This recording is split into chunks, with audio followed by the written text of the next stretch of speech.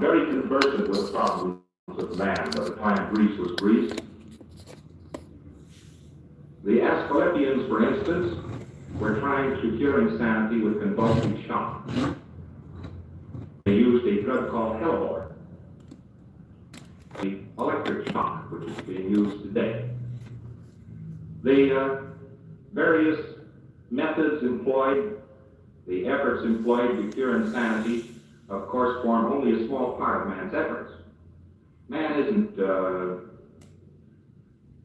wholly concentrated upon insanity. In Dianetics, we certainly aren't concentrated upon insanity or neurosis or even psychosomatic illnesses. We're trying to do something about the activities of the normal man, something about conditions which in the world today are considered to be normal conditions. For instance, it's quite a normal thought that the Russian people have a perfect right to atom bomb the United States, and we in the United States, it doesn't give us any great shock to think of killing off a few million Russians with atom bombs. I mean, what we conceive to be the normal course of affairs is very far from optimum. Dianetics is mainly leveled at the solution of the problems of man's activities, not just at the problems of his psychotic and psychosomatically ill brethren. However, we have to start somewhere along the line, and it is a terribly important thing that here in these United States, according to the figures issued by President Truman, there are very close to 2 million human beings in institutions. There is another 500,000 human beings in criminal institutions. These people are held out from society because they might damage society. And so we have to start along this lowest echelon. Then I believe you will agree that the people are not as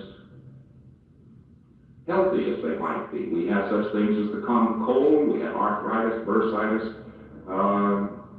Everywhere we look, we see glasses on people's noses. The current level of health in the society is not what you might call optimum. And it is at this stage of attack against aberration that we find our main objective to be mental and physical health. I merely wish to bring to your attention, however, this is not the end product of Dianetics. Now, man has been thinking for an awful long time about man. I was in the Orient when I was very young. Of course, I was a very kid. I wasn't thinking about deep philosophical problems. But I had a lot of friends. Such a friend as Commander Snake Thompson. It was very interesting, man. He signed his name Thompson by drawing a snake over the top. He was quite unique. I think the man is still very well known by repute in the Navy today, but he has been dead, I regret to say, these very many years. He had studied under Sigmund Freud, and he found me a very wide-eyed and wide-eared boy. He had just come from Vienna, and his mouth and mind were full of associated words, libido theories, conversion, and all the rest of it. He was a fascinating man. He had been out in the Polynesian group, and he had dug up ancient skeletons of a race nobody had ever suspected existed before. He had served as an intelligence officer in Japan during the First World War. He did his job so very well that he was court-martialed. The old man had a tremendous influence upon me. And I'm sorry that he is not alive today. I was brought back by my father very summarily from my wanderings. I had neglected to go to high school. As a matter of fact, practically the last formal school I attended was here, that is to say, where somebody patted me on the back and gave me a certificate and said, "You're it," was at Grant School in Oakland. My father brought me back, and he said I had to go to university, so he sent me down to a prep school down in Virginia, and I studied for about 4 months and took the New York Board of Regents and got into George Washington University. I think the registrar must have been blind that day or had a sonic shut-off, but he let me in. They regretted it from there on, because I never seemed to stay with a curriculum. I took my mathematics. I didn't know arithmetic, but I learned calculus very easily. When it came to studying to be an engineer, I'm afraid that Artie Johnson down at George Washington University right now would hear my name and throw up his hands in slight horror. At last they said, "Well, after all, you're not going to practice engineering. We might as well pass you in a few of these courses." This was a great relief to me, since my father was bound and determined that the only measure of excellence was A. My only measure of excellence was whether I learned anything about what I wanted to know. Fired initially by Commander Thompson, I took up a search for flight course. Now, this is rather strange as a thing for a young man to take up. But we had to hand there Professor Brown, an excellent man. His pupil, Gomez, is the man who catalyzed the entire atom bomb project. Young Gomez was there then, but he was just a kid too.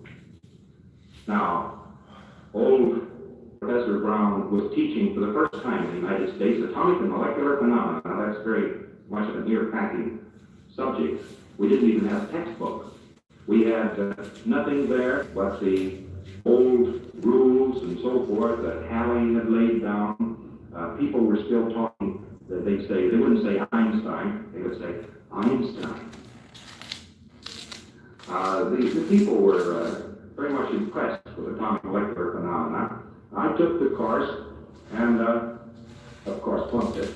But the point is that the atomic phenomena might possibly give us some sort of a clue to life force. After all, we were studying rock bottom energy. What was energy? What did it do?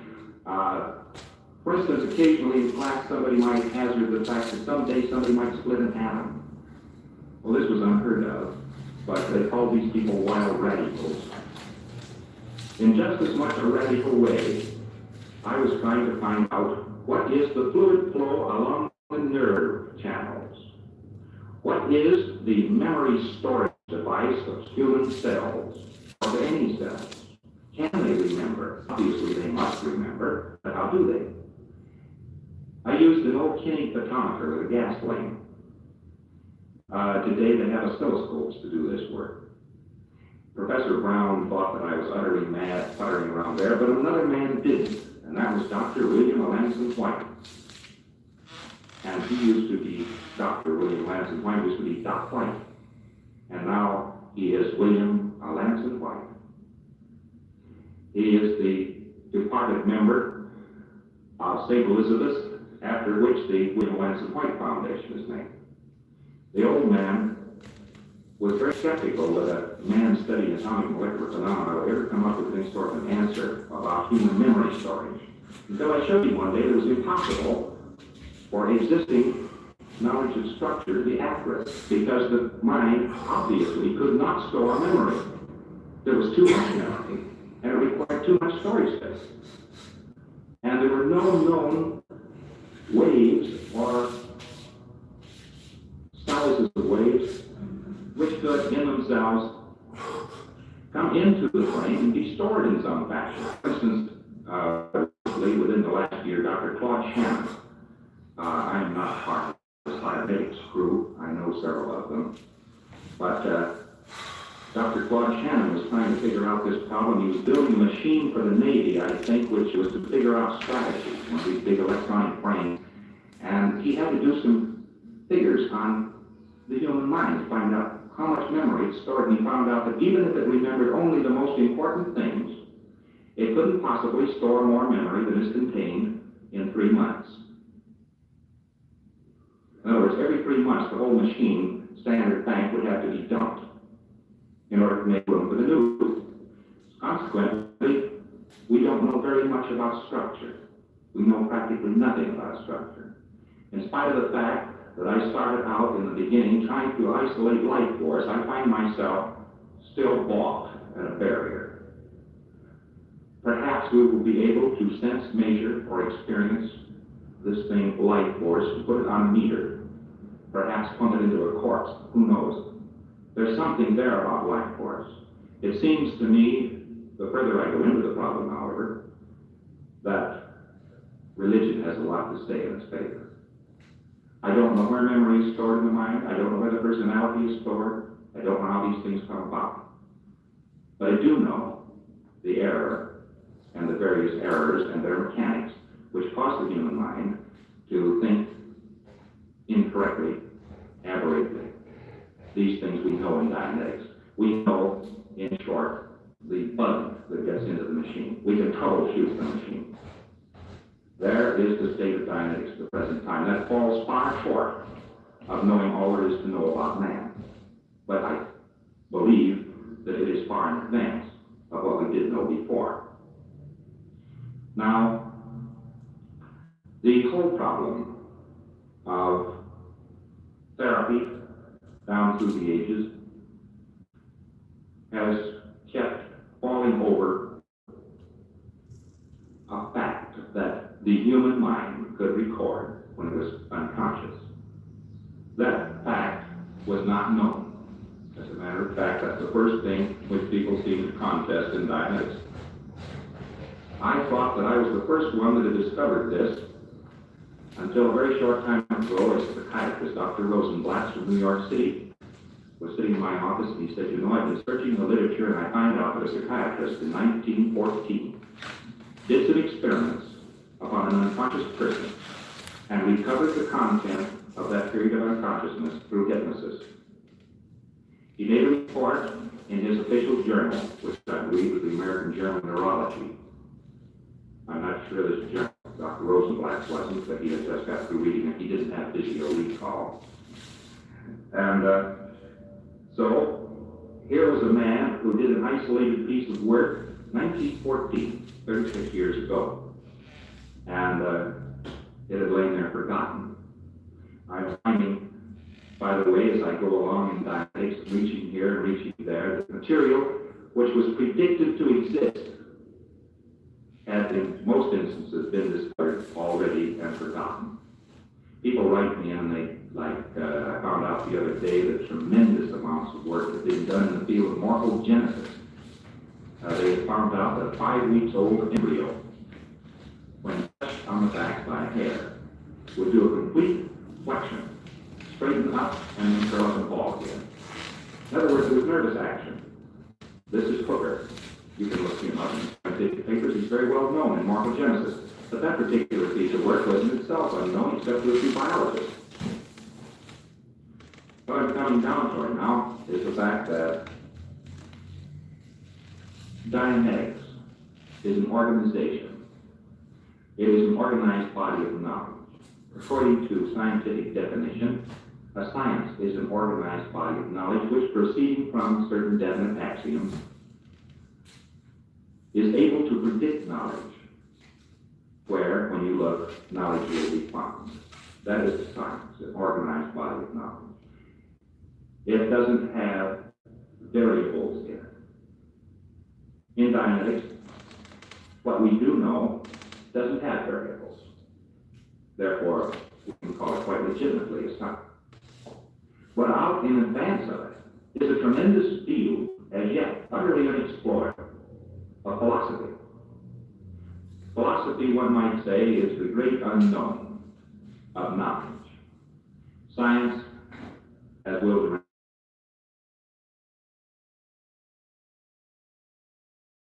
which is catching up with philosophy. Philosophy always seems to lose ground, science always seems to gain ground. Dianetics came straight out of the realm of philosophy, actually, since none of these facts could have been possibly have been integrated. None of them could have been, if we had not had a central pivot on which to hang them. And that central pivot was the word survive. It seemed incredible to people that man could only be surviving until one begins to realize the utter abundance necessary for survival. It isn't enough, you know, to raise 1 bushel of wheat per month if one is only going to consume 1 bushel of wheat. One has to raise enough bushels of wheat to take care of all emergencies, and if he raises enough, then he survives. But raising enough wheat and having a great enough abundance would in itself be a pleasure. We find out that survival then proceeds into pleasure, that infinite survival as an organism, a personality, a spirit, however it is that he survives through his children, that is a pleasure. And the attaining of that goal is a pleasure. The act of trying to attain that goal is a pleasure. On the other side of non-survival, we have pain. Pain, the warning light that says, don't go in this direction any further because there lies death.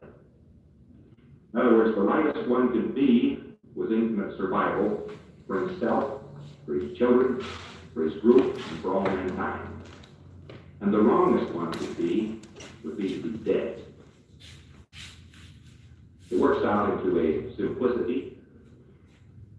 The basic mathematics of Dianetics are actually considerable. They are causing a considerable headache right now to a mathematician, graduate mathematician from Columbia, who is going over my notebooks and finding arithmetical errors in there, and who is trying to integrate it and had to study topology in order to integrate it further, because the work is done with symbolic logic, with transfinite cardinals, and topology.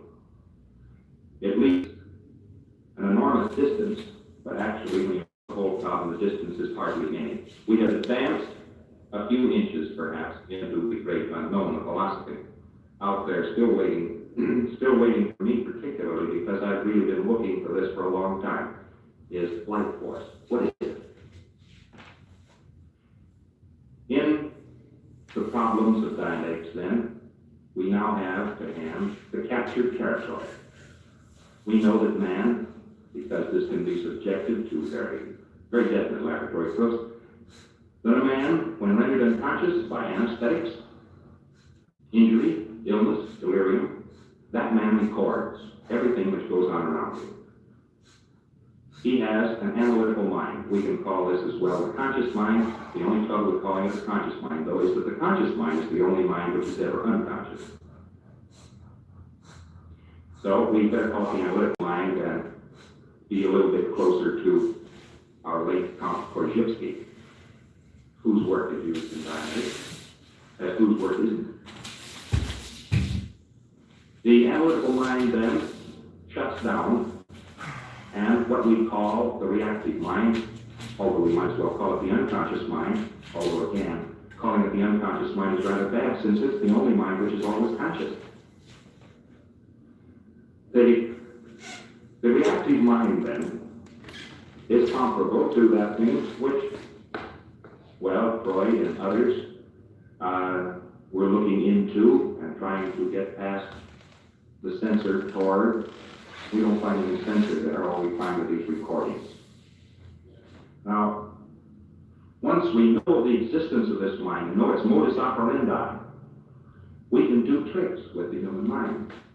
We can make it run more efficiently. We can enhance and preserve the native personality of the individual, and more importantly, the reactive mind content has a perceptic which the conscious mind, the analytical mind, doesn't have. And that perceptic is pain. That is the essential difference between these two minds. They are separate minds. They react biochemically, independent of each other. It's interesting how fast we go in Dianetics and how far these things extend. They do extend very far beyond where we chopped off Dianetics, where I had to cut it off in order to write the book. That book, for instance, is Dianetics as of January 1, 1950. This is September 1950. And in these intervening months, so many things have been discovered, integrated, and so forth, that although all the facts that are represented in that book are quite true, quite applicable, the therapy works, we have gone way, way, way beyond. For instance, this fact was not known at the time the book was written, that biochemically, one mind reacts entirely differently from the other mind. We can affect the analytical mind, in other words, with chemicals, which leave the reactive mind in full power and working order. And we can affect the reactive mind independently of the analytical mind so that it leaves the analytical mind in full power and working order. They're two different minds. They work on a different bioelectrical chemical system. Although they are both performing more or less the same function. Apparently man, as he came up the evolutionary scale, once depended exclusively upon this reactive mind. But the more sentient he became, and the more rational he became, he had to have a mind which would differentiate. The reactive mind does not differentiate. That is an unconscious reaction. And it doesn't differentiate in actions or thought. It says everything is equal to everything else. It sees no essential difference between the sentence, he rode a horse, R-O-D-E, and he rode a horse, R-O-W-E-D. It sees no difference there. It is perfectly willing to concede any identity. Its thought processes can be written with the equation A equals A equals A equals A. And of course that's insanity. In the same engram we have a skyscraper and an ice cream cone. And it's nothing to the reactive mind, this moronic survival from somewhere in the deep dark past. It's nothing for this mind to say that the skyscraper is the same as the ice cream cone. It takes the analytical mind to make these differentiations. Every animal has some tiny little bit of analytical mind. Man has a very big one. I believe next below the elephant has a very large one. And then they fall off rather rapidly and become less and less sentient. Now, this indicates the analytical mind. By building one out of electronic tubes, wires, and dynamos, we would wind up with something which required as much power to run as the city of New York requires to be lighted. We, of course, have to cool such a machine. It would require as much water to cool it as flows over 9 falls. And in addition to that, if it were made, had vacuum tubes in it, $1 million worth of vacuum tubes, each tube would cost 1 cent a piece. The total time it could run would be about 18/20th of a second without a breakdown. This just to accomplish what you do every day. Think. To pose the problems, to resolve them, to imagine, and to solve the various problems related to your own lives and survival. Every day, you're using a machine which is built by electronics to be that big, and yet your machine is portable. It so happens then that we really can't call this thing a machine at all, and it isn't a machine. It is something so vastly wonderful that when we try to reduce it to machine terms, it immediately goes astray. You know, many of my engineering friends are fond of saying, oh yes, but the human mind makes lots of mistakes. The analytical mind itself does not make any mistakes. It gets its solutions from the data it has. Its solutions are no better than its data. But it makes a very good job out of that. And within that limitation, it makes no errors. And that's quite a computing machine. We don't build any computing machines that good, as far as accuracy is concerned. But the reactive mind, unable to think, lying on a substrate of this, can act against analytical mind like an editing machine would act if you always held down a 5. Let's take a computer calculator, and you would put on the computing calculator 1 times 5. The proper answer is 5. But supposing we have an electronic short in it, and it's all always multiply the answer 5. So we say 1 times 5 equals 25. 1 times 10 equals 50. 1 times 2 equals 10. That would be if you had a held down 5. And incidentally, don't think this can't happen with these electronic computers. Up at Harvard, a friend of mine up there was tremendously intrigued with my first use of this held down 5 because he had a held down 5 up at Harvard. 4 days to tear this machine to pieces trying to find out what was wrong with it. It was getting wrong answers. Of course, it was getting answers in terms of high mathematical values. It was doing fantastically complex problems like the place the moon would be in 1958. And doing these problems, and it started to give wrong answers suddenly. They couldn't find out what was wrong with it. They got into it and found out that a small drop of solder had dropped across the leads. And 5 was being multiplied into every answer. So he was enormously intrigued by my example. It had happened. The machine, of course, to all intents and purposes, was crazy. It was a psychotic machine because it didn't give correct answers.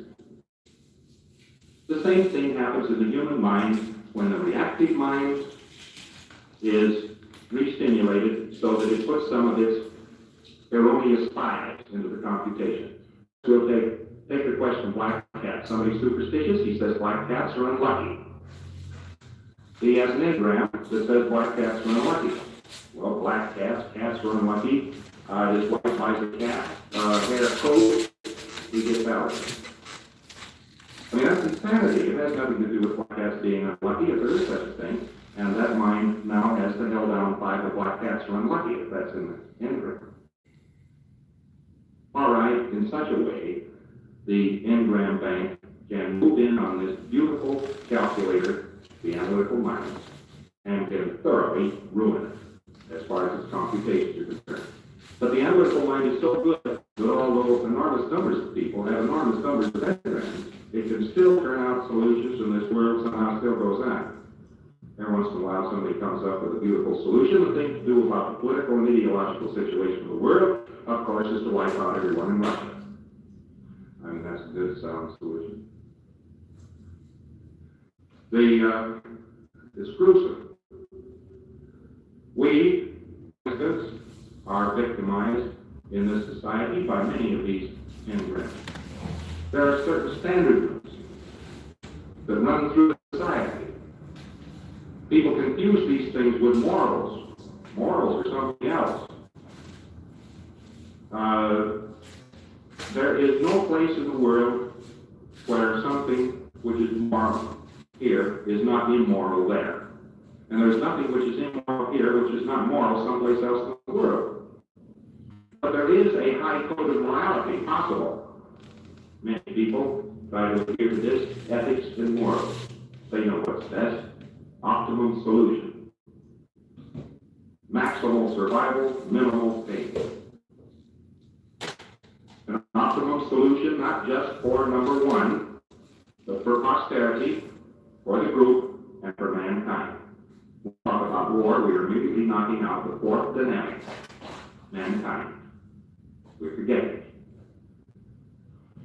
Now, it should be apparent that the engram in Thomas Jones down the street, who was driving his car, influenced us because he has an engram that says, whenever I get drunk, I can't see. That's an engram. When he was unconscious sometime or other, somebody around him said that. Doesn't matter what period of his life it was. Somebody says more liquor, it re-stimulates that engram, or somebody says one of the words, and the next thing you know, he drives down the street, he can't see, he turns sideways, he goes into your car, and there goes the repair bill, maybe hospitalization. Living in a very close-knit society. And the aberrations of one affect very strongly the aberrations of the other. In fact, all of society, any one society can be considered an organism. And that organism can be said to have its own influence.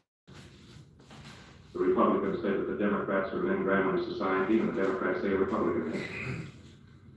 But this is a matter of viewpoint. Now, that's done. I should be able to show you now. These are very, very nice signs that were made. And first time I saw them was a little while ago, so if I have any trouble explaining these things, blame it on John. All right. We have here something that everyone has. Sometime or other in his life he was born. According to our findings, and believe me, I certainly didn't want this. We've been harnessed with many things, very many incredible things. I thought the first engram, when I first discovered this, here someplace, maybe at 2 years of age. And then I found somebody who had a real valid engram. This harassed me. And then I found a fellow one day running birth. And I said, this is incredible, this can't happen to me. Nobody can do it. I found my mother. I brought his mother in and put the delivery of a child on a tape. And I was recording of his birth, and the two of them were side by side, word by word, all the way down. Word for word, instrument for quick, and the story which she had told him about the birth was a complete lie. In other words, he thought that he had been born at home. He was not. He was born in the hospital. Father recalled this, immediately was called to his attention. Yes, he was born in the hospital. We have the data, in other words, on this birth. Well, I wasn't going to buy birth results of one person. Maybe I was dealing with telepathy or something. So I ran 5 of them and got comparisons one to the other, and then I said, well, this is very wonderful. Now we can have people who have no preparations because everyone has a birth. All we have to do, of course, is just find everyone's birth and erase birth, and then everybody's happy. And then I started running a fellow one day, and he started running something down the track here in his mother's womb. And it started on back earlier and earlier and earlier. And these engrams, by the way, won't reduce. I was working on a proposition that late engrams are the hardest to reduce, and the earlier you find an engram, the easier it is to reduce until we get down to conception down here. We find out they erase very easily. And once it's erased here, then later engrams start to pick up. It challenges my imagination as much as it does yours. If it hadn't been for the work of Hooker and several other biologists, and some of those people quoted by Count Krzyzewski, I would not have been able to credit the sentience of a single cell. Evidently, a cell is sentient. In some degree, it has some method of recording, or if we want to become mystical, and I don't know any reason why we shouldn't become mystical, all other answers fail. Maybe the cell has around it, as somebody in, I think it was Harvard, not too long ago, he was measuring an electrical field at some distance around the cell. I don't know what he was measuring, but I would say offhand that if he was measuring anything, and if it was there, it must have been the human soul. Because, good heavens, how in the name of common sense, when these little cells, microscopic in size, can retain, well, think of cats. All cats get born and wash their faces. Now that cell is being asked to keep the pattern of washing faces and growing whiskers and all of that stuff. So that's hard enough. But when we take and add to the cell the burden of carrying forward remembered pain, when the cell is hurt, it records. Evidently, that's right. Or something around it records. When it is hurt, it records. And then it does something very strange. A cell, when it divides, hands to its copy all its own personal identity and memory.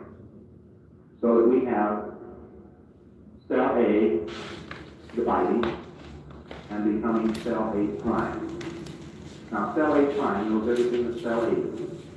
Now cell A prime divides, and we find out that cell A prime prime is the third generation. It has the personal identity of cell A and cell A prime. It records everything, in other words. This is fairly easy to prove, fortunately. He's going to a biology laboratory. I don't even have to quote my work on this around too much.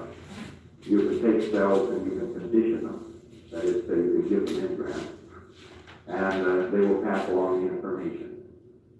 A biologist I ran into lately was doing a paper which was duplicating my work, but he was basing it on some work done in 1925. I didn't know this work existed when I did this work initially. I just know all these things. I couldn't think about myself. Anyway, here then, in this area, evidently come in the first recordings. Challenging to the imagination. But here in this area is also a person's personality, genetically. Here's the cat washing his face. Here is the fact that the son has the blonde hair of the father, or the grandfather. All these characteristics are carried along, and right along with these characteristics come any moment of injury. So that these cells come forward as they grow, keep dividing, fill out more and more, and become a whole body. They have as their content everything which they need not only build, but to alert the body in times of danger. They have certain signals. Now this is all right unless an analytical mind is going to be built there too. And as soon as the cells started to build an analytical mind, they sort of held back some of the power. So that when this organism started to go into danger, the cells could clip in with pain and force the analytical mind to do something else. To run away, to avoid the pain, to become angry, to attack it, to do something like that. The cell, in other words, kept the whip hand. And if we are going to go over into any newer, higher form of evolution, it will be with the cell dropping off its command power on the analytical mind. The analytical mind will become more and more in charge of the organism. Actually, in dynamics, we have the artificial severance and actual step of evolution. Now, the person gets, let us say, operated on for tonsillitis. Everyone stands around this young person and says, well, there he is, unconscious, he can't hear anything, he can't see anything.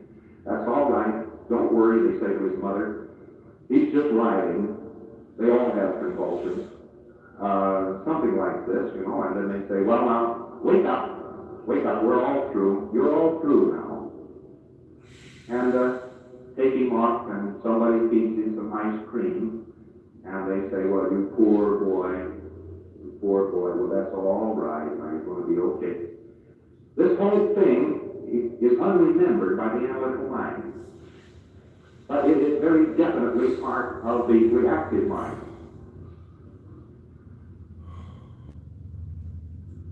This should tell you some of the content of an engram.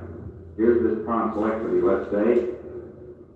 Here's the analytical mind running along here, up in this area, doing fine, and then there's the pain. First, we get a little unconsciousness, let's say. Unconsciousness and pain come together at the same time. Then this tonsillectomy will be complicated by adding ether. All right, so he's putting out with ether. We already get the unconsciousness, and he sinks down, down, down, and unconsciousness builds in, and then somebody starts to cut him up, cut his throat up. And here we start to get pain coming up into this, and we get a full recording of everything way down, buried underneath unconsciousness, obscured by the pain itself.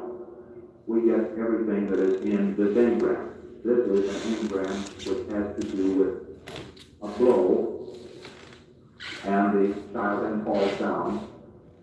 A bell rings.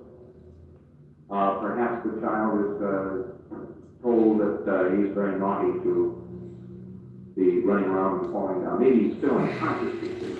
A little bit unconscious, very groggy. Just a little bit unconscious.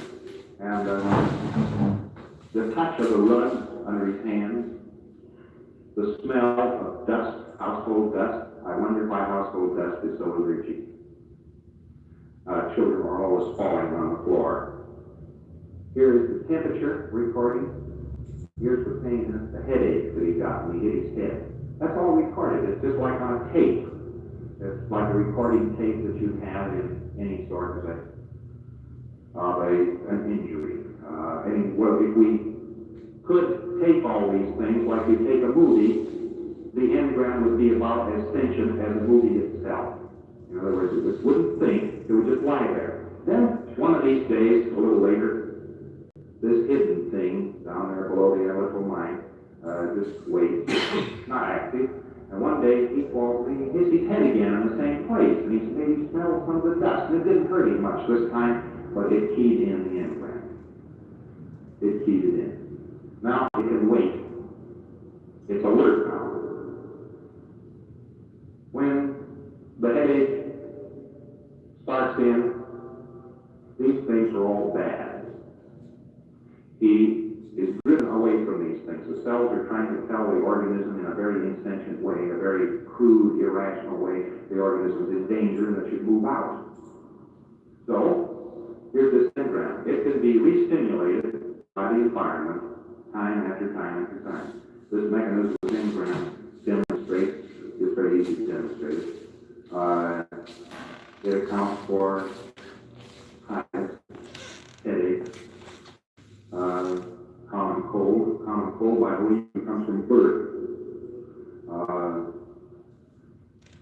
In other words, supposing this is saying the words, I can't think, I'm stupid. Supposing somebody said that on this unconscious person. Well, when he hits his head a little bit, all of a sudden these words will reactivate part of the engram he has running through his head. Now, I can't think, I'm stupid. Because it's now inside him. In other words, there's an interior world of these things, and an exterior world, which he confronts, and the analytical mind doesn't know this was there. The analytical mind wasn't there to edit this when it went in and file it properly, and so it doesn't know it's there. So it sees one thing in the environment and it catches something else back of the environment, and that is the way it functions.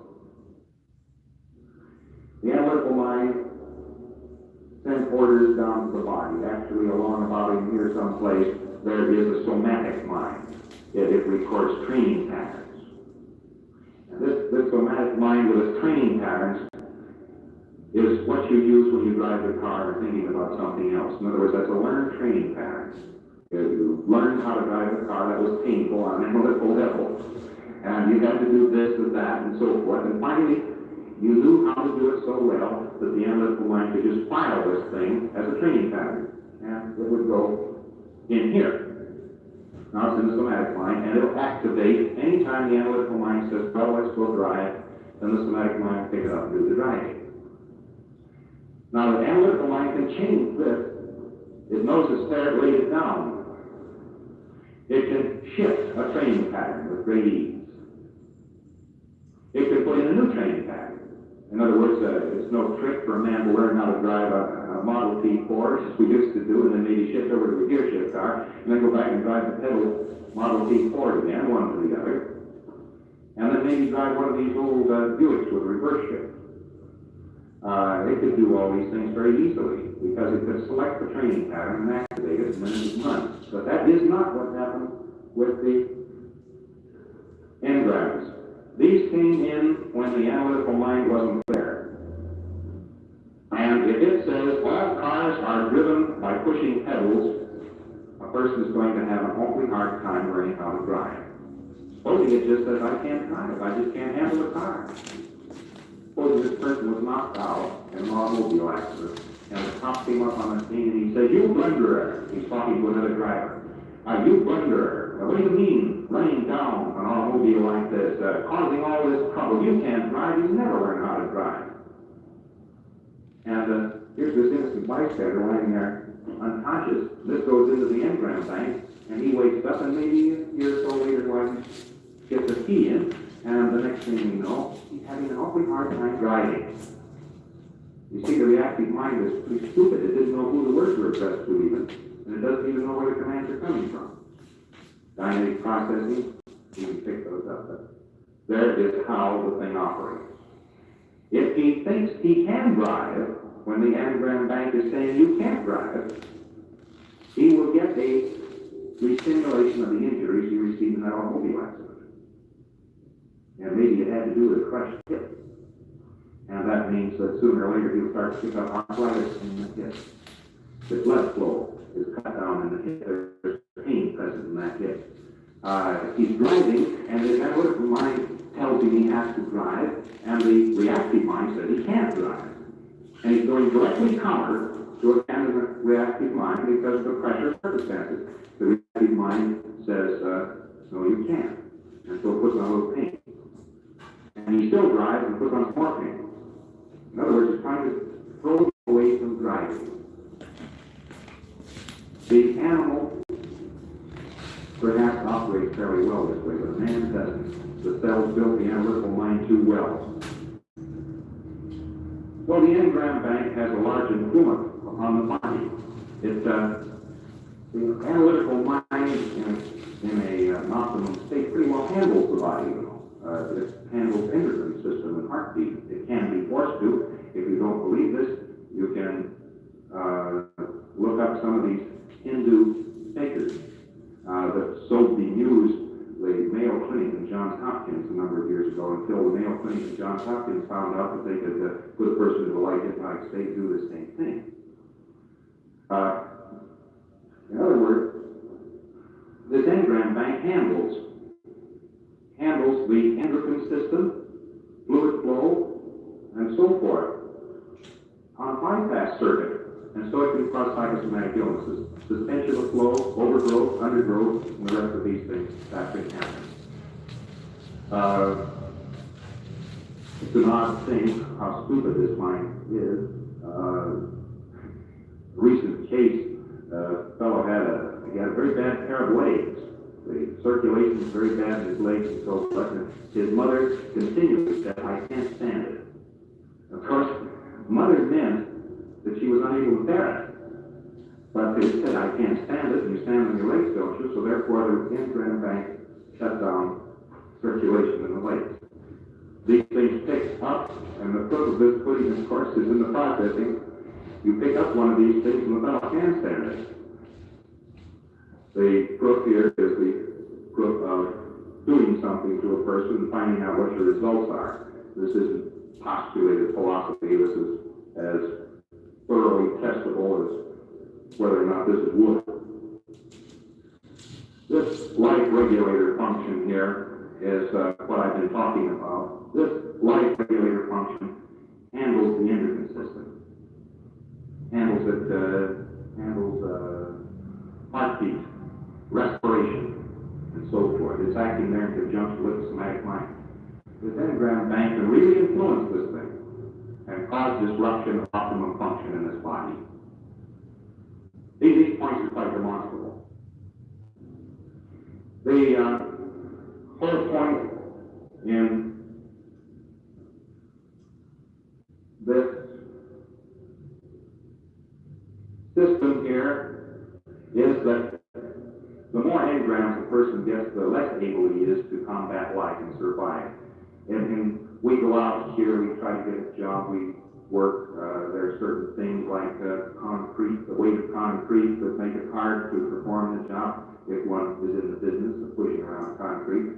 Concrete, to that effect, is sort of a suppressor. And then there's the irascible temper of the boss.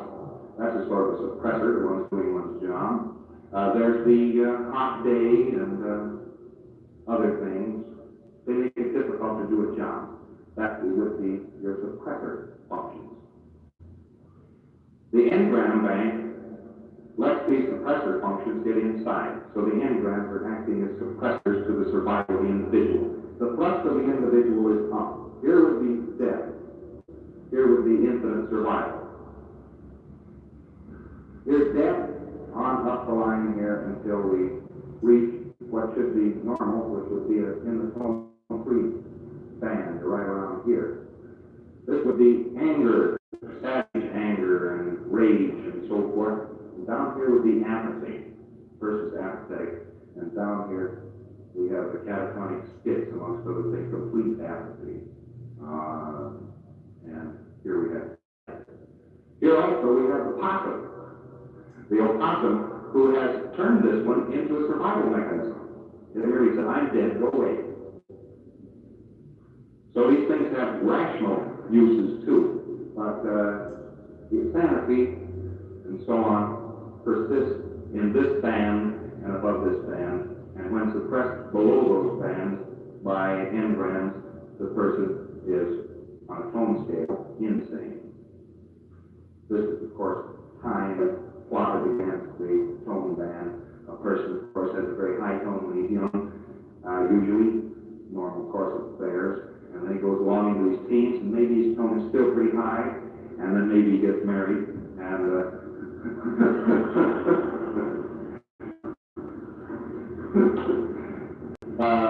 the reason why marriage, by the way, is so bad is that nearly everybody has an engram, a lot of engrams about being married.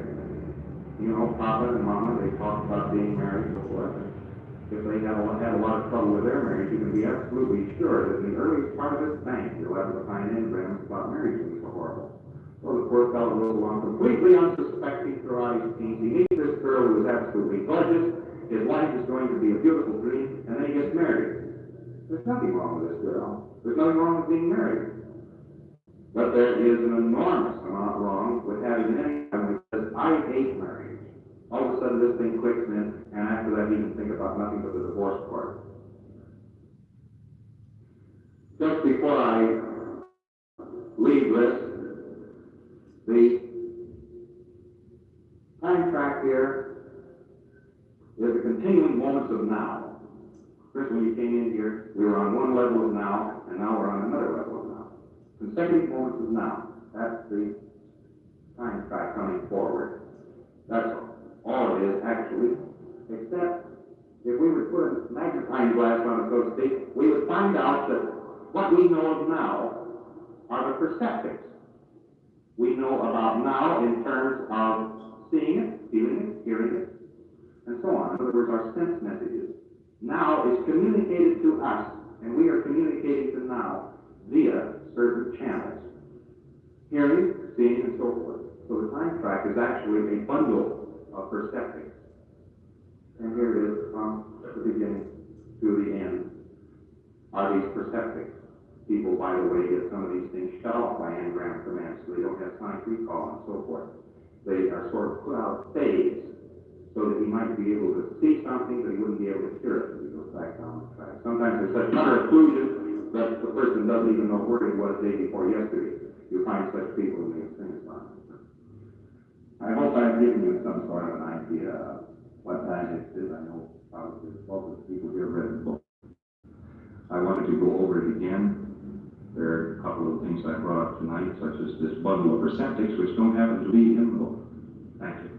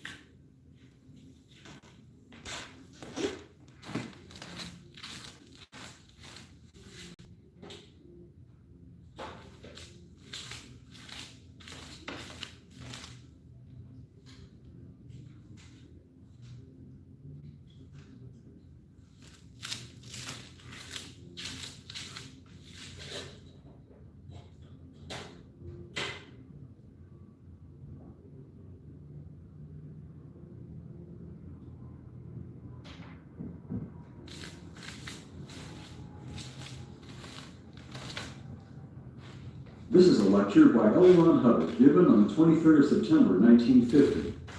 The title of this lecture is What Dianetics Can Do. This lecture is 59 minutes long. Reproduced by Golden Arrow Productions.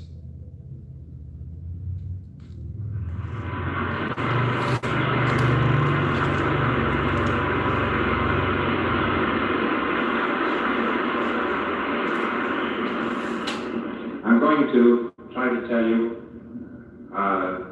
what Dianetics can do, what it can do, tell you about a few case histories. Mr. Murphy, would you give me those case history books, please? There I come on without my props. You know, there is a school of thought running the country today, a school of thought that says that Dianetics is such a miracle it can do anything. Now, I've heard two people, neither one of whom knew anything about Dianetics, one arguing for it and the other one arguing against it. And the one arguing for it said, well, you know, Dianetics, being what Dianetics is, you could actually take a sharp axe or something like that and chop a man's spine in half, and if you picked up the enzyme immediately, it would grow together.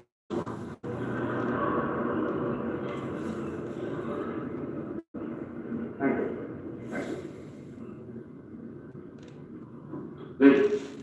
This is not true.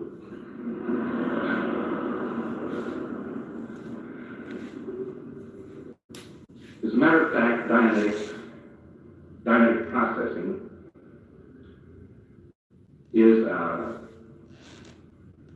fairly precise art, but it is still an art. It is something that one does with a full knowledge of the principles and the practice of it. You take a professional auditor, he can go into a case, usually, if we certify him, he's sure better. Go into a case rather rapidly and open it up, roll it, get places with it. Sometimes a person who has merely read the book is so afraid of hurting somebody or is practicing tacit consent to such a degree, or is so slightly conversant with the principles. They were there on the page, but they just weren't quite picked up. I could imagine somebody running 500 or 600 hours and accomplishing relatively little. I have seen a man's wife, for instance. This man is incidentally very close to the foundation. I should blush at this. And one gentleman has a wife who is rather afraid of him. And he has some engrams that tell him if he just lost it, he would die. So, as a consequence, he's rather resisting. But he'll lie down on the couch, and she sits there and writes down everything he says. She'll even tell him to go back down the time track. Of course, what he's doing is staying in the present time, running dubbing. When I found out how long they'd been at this, I almost passed away. They had done it for 500 hours. What a fantastic waste of time. So, a professional auditor went into the case. Of course, it was sitting right on top of a big grief charge, a terror charge, and 3 or 4 engrams that had to be resolved that were quite painful. And he picked this man up about 4 feet off the couch, knocked pieces of plaster off of the ceiling, used up, by the way, measured grief charges in terms of Kleenexes. There's the...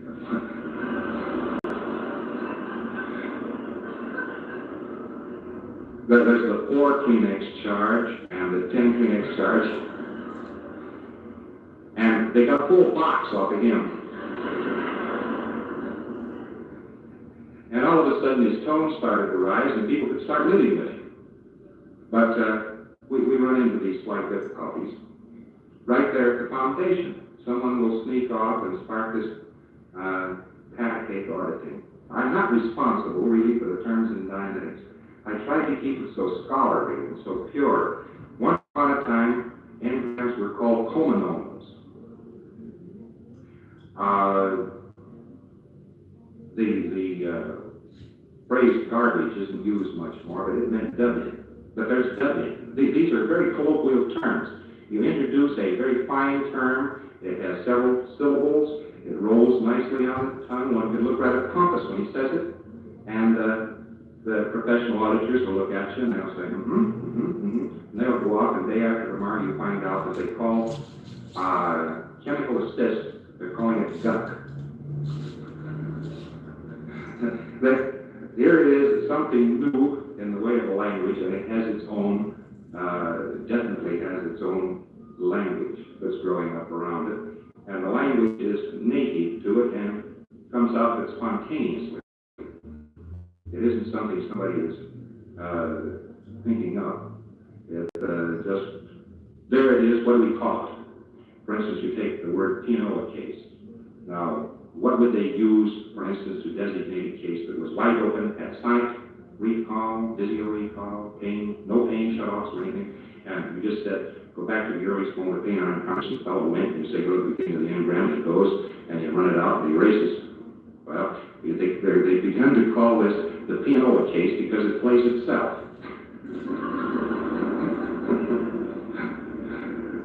I don't seem to be able to keep these boys as sober as I should. Now, the difference of auditing skill is enormous from person to person. I have seen people around who have just read the book who are darn good auditors. And the worst PA compares to them like light and darkness. It is very interesting. The amount of skill and hammer and practice. There's an awful lot of technology, evidently, which grows up and gets into it completely outside the book. The book works. You can read the book and you can do the auditing in it. And, but there are degrees of how fast and how well. I don't mean to crush anybody here who's working with the book, unless you are content just to sit there and write down what somebody says. You'll get processing done. It's how fast you get it done that counts. Sometimes cases bog down, and the book isn't too adequate on starting up cases again. The first bulletin, the foundation, which relieves standard procedure, does a little bit more for you. But there's even more can be done on that. Dynamics is very hard to keep pace with. It can be chopped off any 30 days, and it will found to be very much in advance of what it was 30 days before. And each time one chops it off, one says, well, it can't go much better than this, it can't get any better than this, and we can just forget about it now and go on. But then 30 days later, it's altered again. We had to cut off the research department at Elizabeth from the school because the curriculum couldn't be set up accurately. And John would put together a curriculum, beautiful outline, he'd give it to the professional auditor instructors, and they would go in and start teaching the students very nicely. And then somebody down in research would nudge him and they'd say, Steve, have you heard about this such and such, and you do so and so, you know, and it happens? And for instance, you find out the meanest person in A's life, and you keep finding out the time when this meanest person was the meanest possible to A. And he says, you start writing this out, and the first thing you know, you find an ally. Somebody protecting A. This is very smart. And the next thing we know, it's up in the school. And it isn't in John's outlines. So there sit the boys, and they wait patiently for something to be said about how you reach an ally with this new method. And then they tell the instructor, but he's been so busy, he hasn't had time to read it. So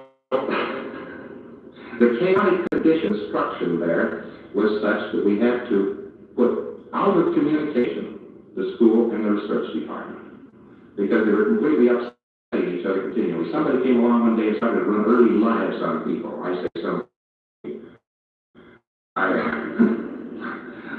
One Sunday morning I was very bored. I hadn't done anything for several hours, and it's been very hectic back east, just as it's been hectic in Los Angeles.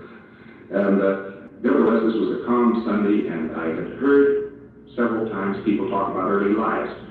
So a young chap there, the son of a rather famous author, had been hanging around the foundation for some time. I hadn't found any use for him. So I decided I'd set him up as a guinea pig and I'd see if I could go back and find out the time when he lived before the time when he lived, just in straight reverie. So I sent him back to the time when he died last.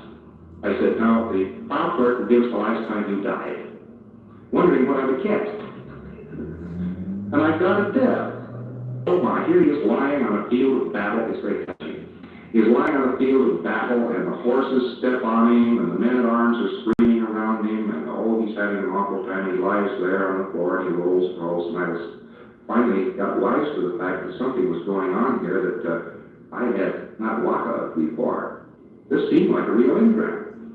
So I said, the file clerk will now give us the death necessary to resolve the case.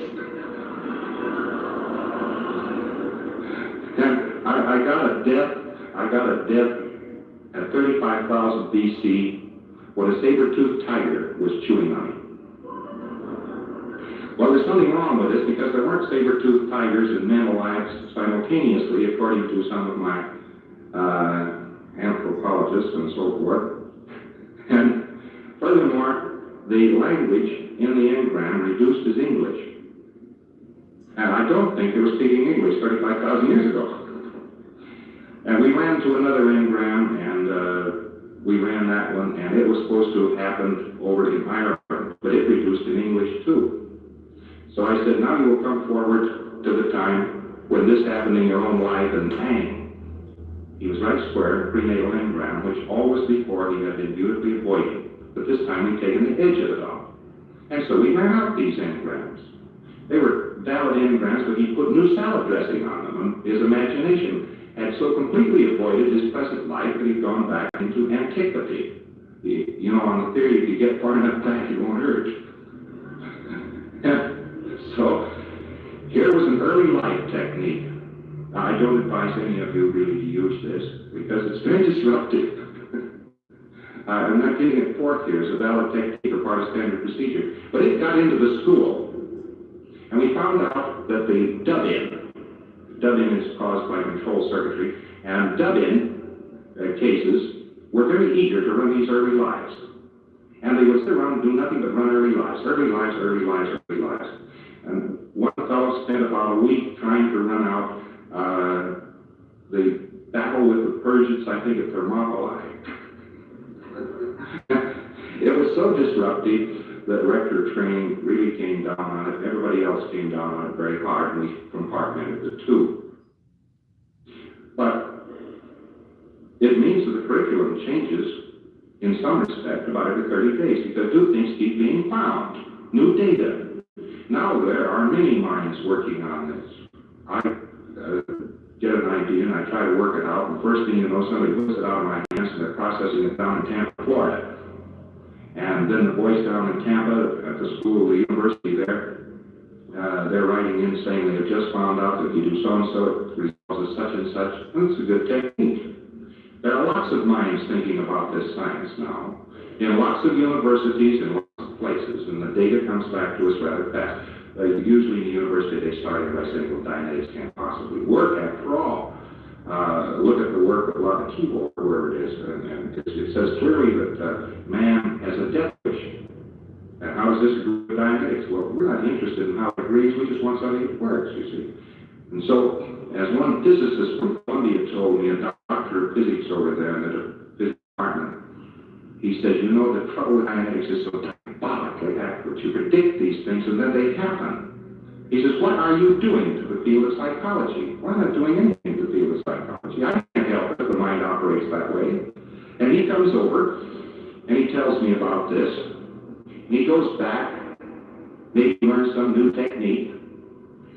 He goes back, and the next thing you know, boy, they're in a huddle up in the Department of Psychology with the Department of Physics, and they'll get a letter. They have just worked out that so-and-so and so-and-so are happening, they're off to the races. Well, now trying to keep all these ideas together, trying to keep them coordinated, is one of the biggest jobs that the Foundation has at the present time. They come in an avalanche. And the more people that know how to do this, the more ideas you get, the more refinements you get. There are lots of minds working on this now, some of the finest minds in the United States. I have heard in the past week from a series of names talking about Dianetics and what it could do in the various fields and what they thought it could do. I would dare release here today, just because they are names which make news. There are some of these men who say, yes, use my name all you please, such as Dr. Frederick Schumann, the authority on political science. He wants to take a year off and orient political Dianetics. And he has his application in personality. leave right now in order to start this study. He's being financed by an entirely different group than Dianetics. They are in on it too.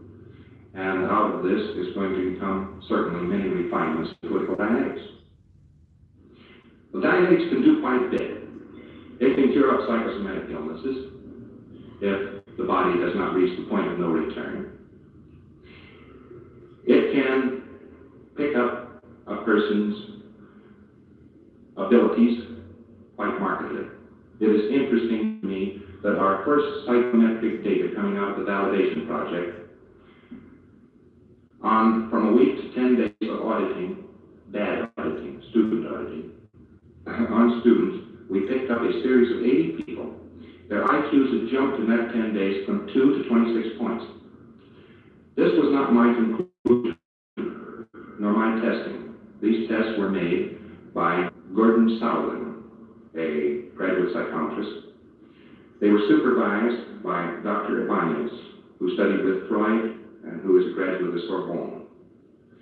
These people walked in on Dianetics, and we were asking for validation, and they decided they would give us heady battery validation, the kind of validation which can't be disputed. In other words, somebody can come up to me and say, well, now, how high will IQ go if you process a person Dianetics? And I can tell them, well, it goes pretty high.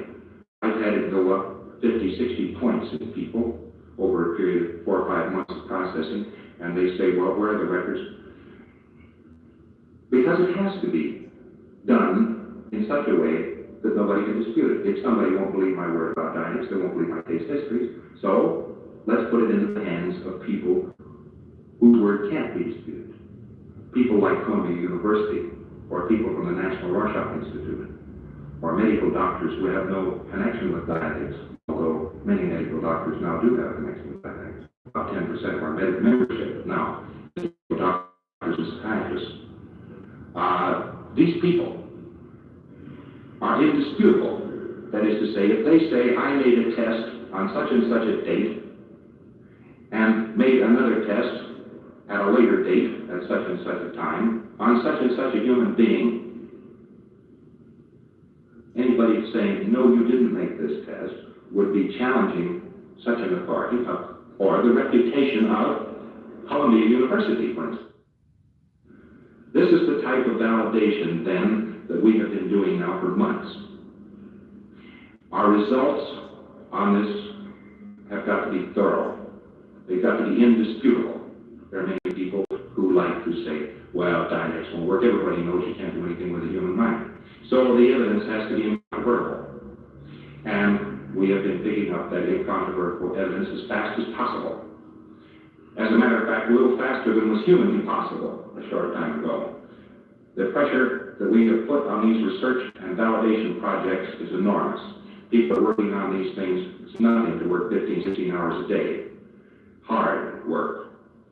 And we have a series, little things keep tripping us up too. We had 20 people that had been selected by a psychiatrist down in Los Angeles, and he hadn't bothered to inquire what their addresses were. And their addresses were from anywhere from Cheyenne, Wyoming to Houston, Texas. And we managed to hold together 10 of these 20. The rest of them went through our hands after about 10 days of processing. Geography came in and selected out about half of that one series. We've still got the other 10.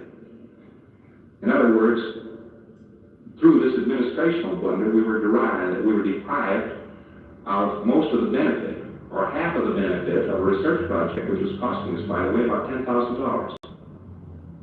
It costs such a lot of money.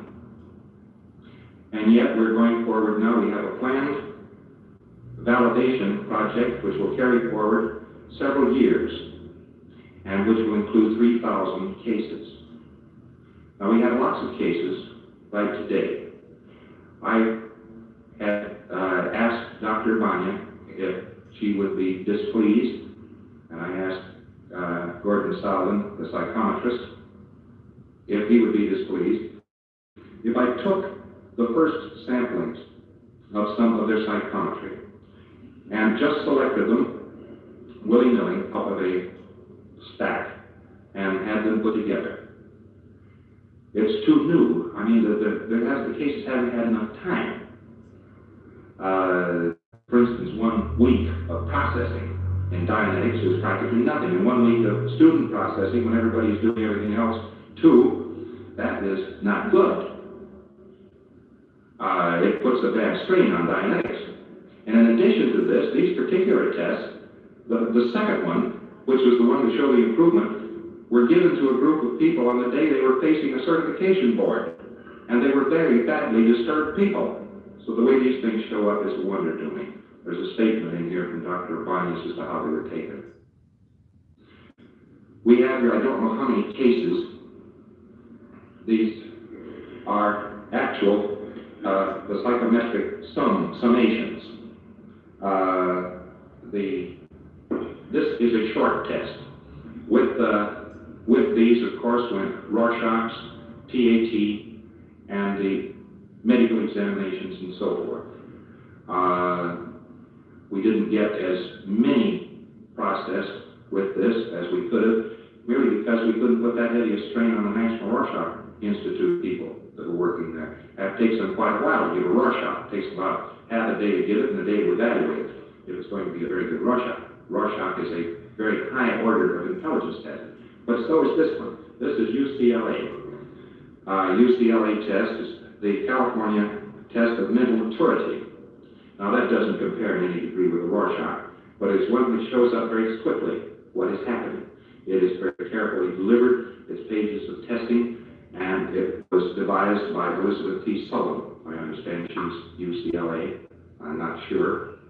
And it gives the profiles here of a number of people just grabbed out of the sack.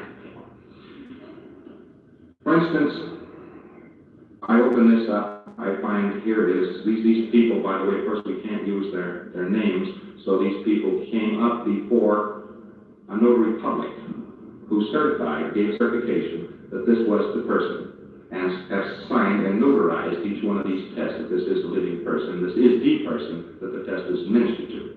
You see how careful we're being. Now, I just opened this one at random as summary of data. It says this person is an optometrist. The red graph that's on this test was administered on the 24th of August, and the blue, the second test, the after, was administered only a couple of weeks later, on the 8th of September. During that time, they had rather minimal processing. And yet, this goes up, this person was processed in Dianetics, and we find that non-language factors rose from 89 to 103. That language factors rose from 147 to 155. And that the total mental factors rose from 124 to 136. That much jump. Now, I'm not going to bore you with psychometry. There are people here, however, who are interested in psychometry. And although these are very far from conclusive, that is to say, here they are, this is not too long after the 8th of September. Here are people who are only processed for a short time. We're still being processed. There are follow-ups on all of these cases. There's a 3 months follow-up and a 6 months follow-up, but I'm not going to make you wait 3 months or 6 months to look at a second series of tests. Further, these are the compilation of the tests. That is to say, these are the certified tests given by Gordon Salvin, psychometrist. He certifies them as of the 21st of September. This stuff is fresh, brand new. And I'm going to have these tests here at the lecture, the classes, which are going to be held here at the Oakland Municipal Theater. They will be on display there from Tuesday night on to anybody who wants to come in and inspect them closely. And tonight, a young lady will have these 2 books out there in the lobby. I would love to be able to put these up on a big bulletin board where you could all stand around and look at them, but frankly, I'm a little afraid that they might be hurt or injured in some way, and they're the only copies we have of these tests are quite valuable to us, because they're the originals. The other test, this book test here, is the Johnson Temperament Analysis Profile. I am no psychiatrist. Forgive me if I don't talk quite as learnedly about the psychometric test as possible. I am fascinated right now, as is the research and psychometric section of the Foundation, another organization, not anything to do with this one, back in the East, to discover better and newer tests that will show us where the engrams are and what we have to hit to solve the case. That's what I'm interested in. And we're doing quite a bit of work on that. We have two people there who are doing nothing but trying to refine Rorschach so that it will hit every time. As a matter of fact, Rorschach is a wonderful test. It will show up a paranoid. Inevitably and invariably, you give a person a paranoid, and we know the engram that causes paranoia. The engram is the against me engram. They're all against me. It causes paranoia. And when we know from a Rorschach that a person is paranoid, we can then go to the case immediately and look for that engram. They're all against me. We'll find it. Now, perhaps there's one for certain types of schizophrenia. There may be a certain type that causes manic depressives. In other words, there may be a whole catalog here of engram types. That's the type of psychometry we're trying to do. This Johnson Temperament Profile is a selection showing processing. For instance, the red draft test was administered here, it says, on the 1st of September, and the blue was administered only on the 8th of September. These were only 7 days apart. Well, because the first and second test occupied days, a day, geez, that means only 6 days processing. And here we find these factors, which probably can't see these too well, but I'll just explain it to you. When you look at them on the table, then you can see what I'm talking about. The test here, the way the psychometrists have figured this one out, the personality graph is supposed to fall in this black area. That's optimum. If it falls into the gray, dark gray area, that's not so good. If it falls into the light gray, that's pretty bad. And if it falls anywhere in the white, that's psychotic. That's awful. Well, now here's a test of 8 days of processing, and it shows that a couple of these points have pulled in to the black, which were in the gray. I haven't looked these tests over, they're just put in my hands today. Here is a test. Here's one of them. Here it shows at first, when the thing was first processed.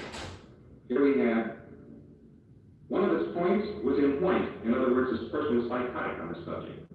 This person was processed for a little bit longer this time, 2.5 weeks. This person was psychotic here, and after processing, that point had pulled in almost into the black. In other words, the person was practically normal on that subject.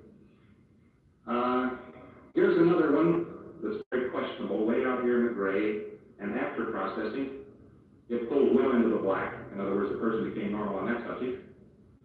Here's one that was white, psychotic on this subject, and after processing, that point had pulled into the black. In other words, here was a person who was getting sane with great rapidity.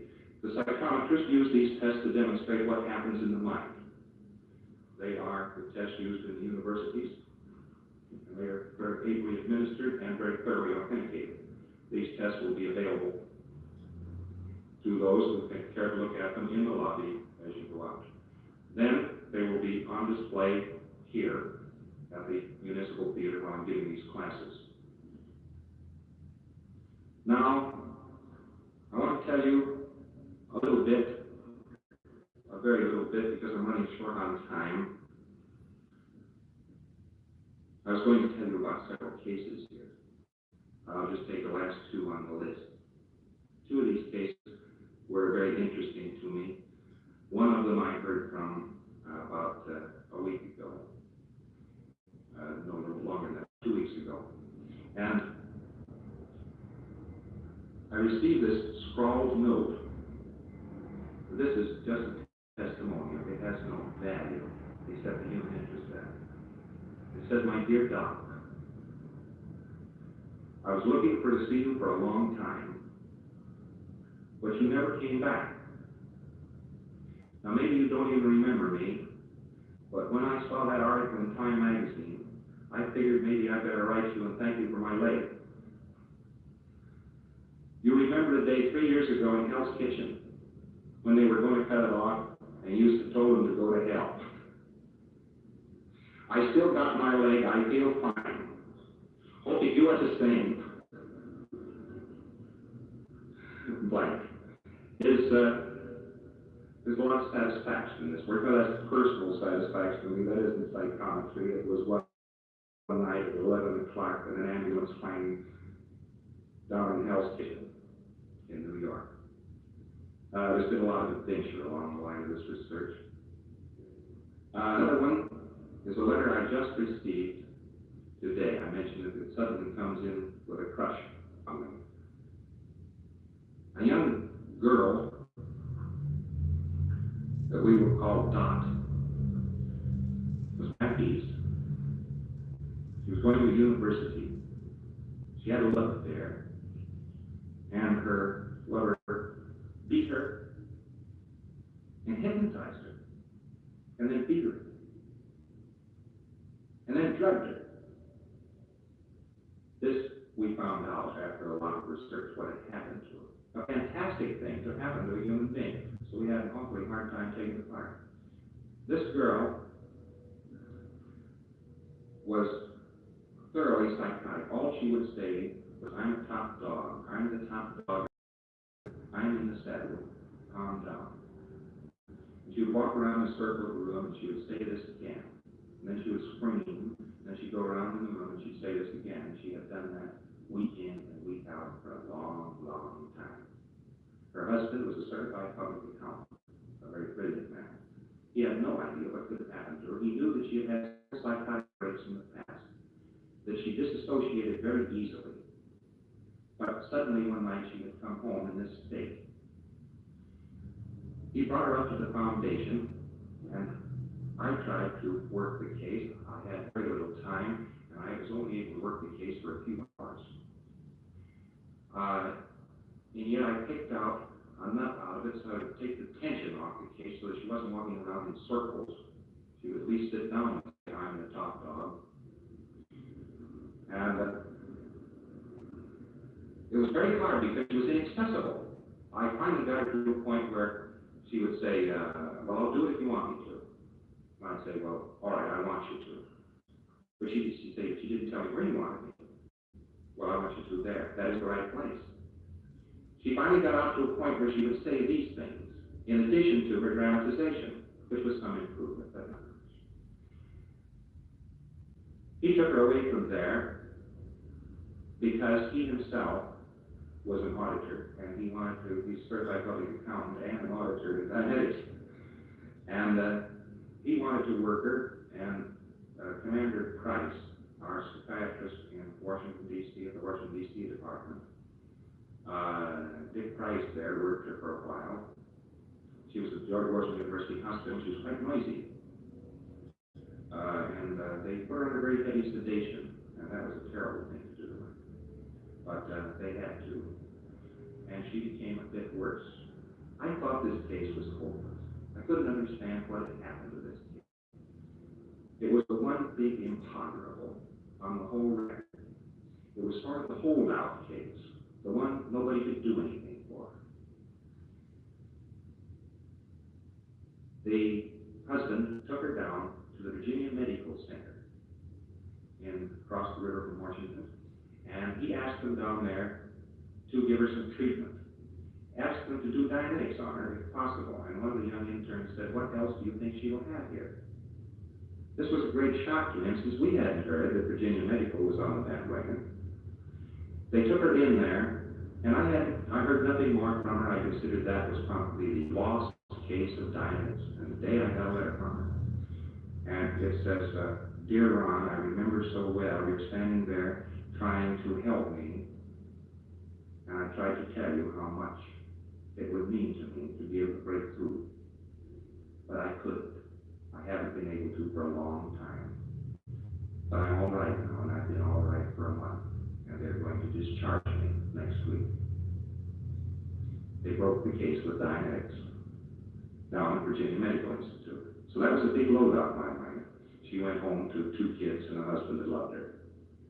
Another case I'll just mention in passing, the longest solid case history that is really a solid one, that was witnessed by doctors and psychiatrists and people all over the place.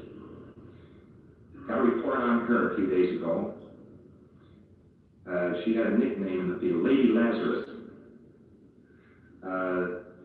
The medical doctor at her foundation went in and picked up this case at Presbyterian Hospital in New York City.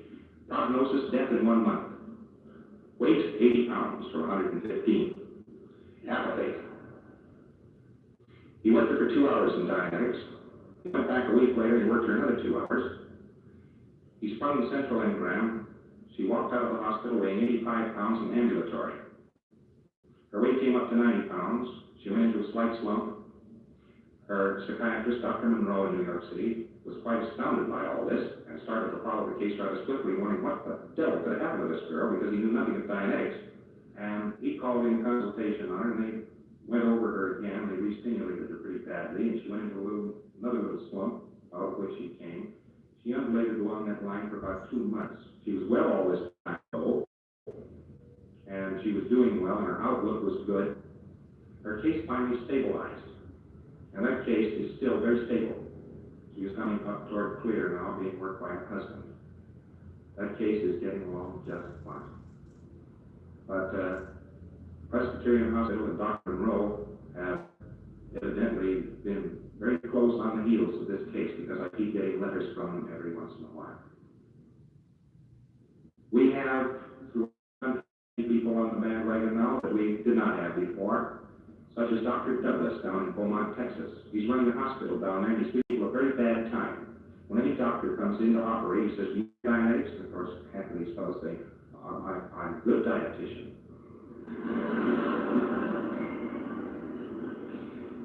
And he gives them a course of indoctrination, very fast, in Dianetic surgery. And he won't let anybody operate down there unless he is. All these doctors are in process, and he himself is. And he says his mortality rate has dropped markedly since he instituted this. He didn't give me what the figures are. I'll have to write and ask him.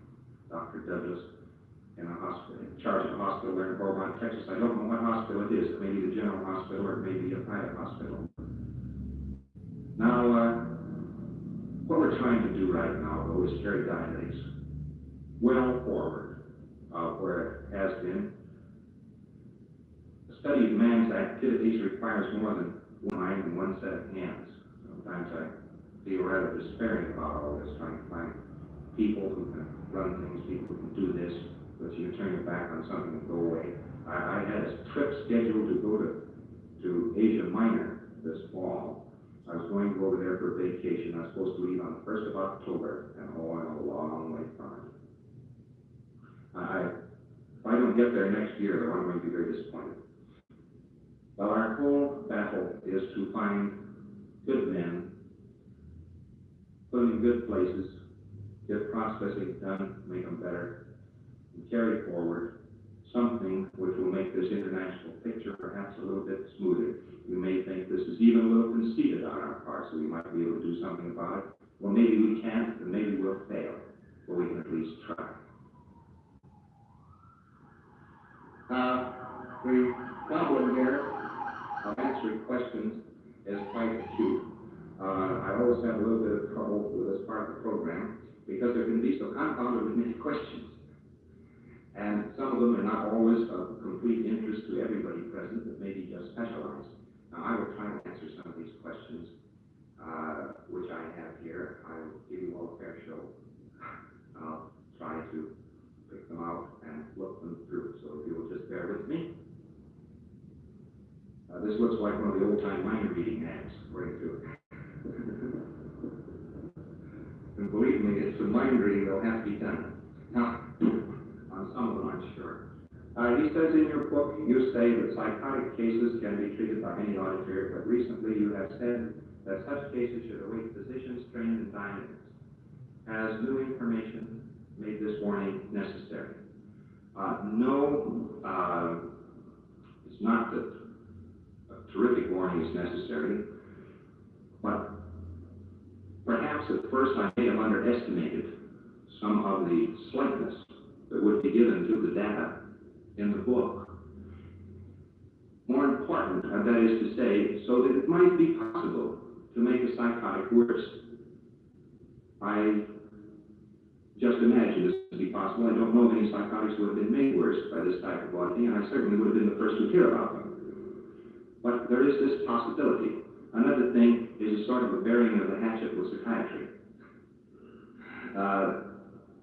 At first, I kept a rather, quite an aplomb about psychiatry and psychoanalysis and so on. I said that at psychology, I said, I don't think these people are against me. I didn't have any ground for that fact.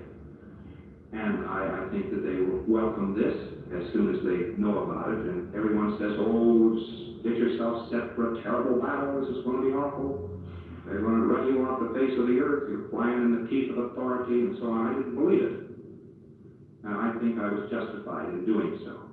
And so psychiatrists who have studied the techniques, and particularly those who have cared to apply them, have become very enthusiastic about Dianetics. We get wires quite regularly back there from some psychiatrist who has just used Dianetics.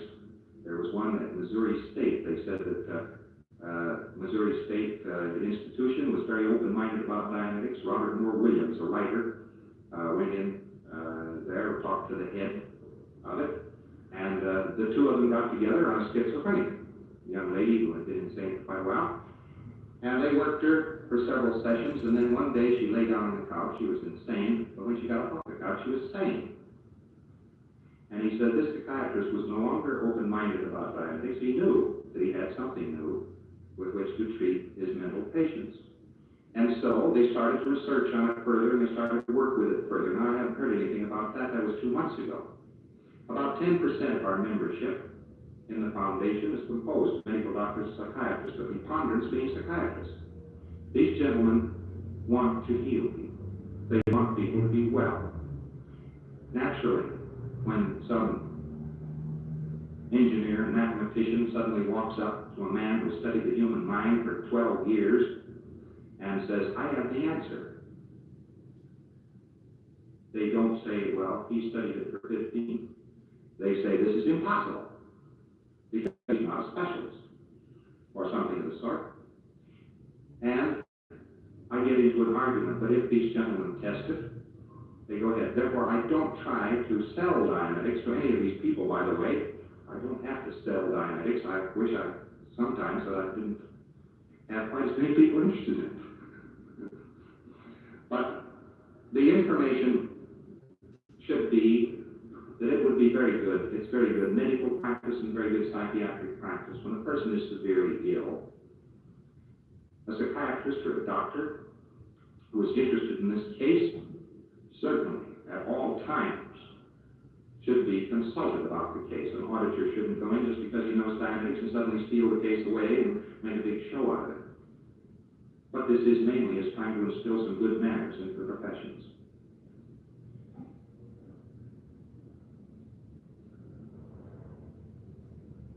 How does one resolve oneself to enter therapy, even when the prospect of being clear is greatly appealing, but when one commences therapy, either as an auditor or pre-cleared, one is greatly afraid of all aspects of contacting even the simplest engram?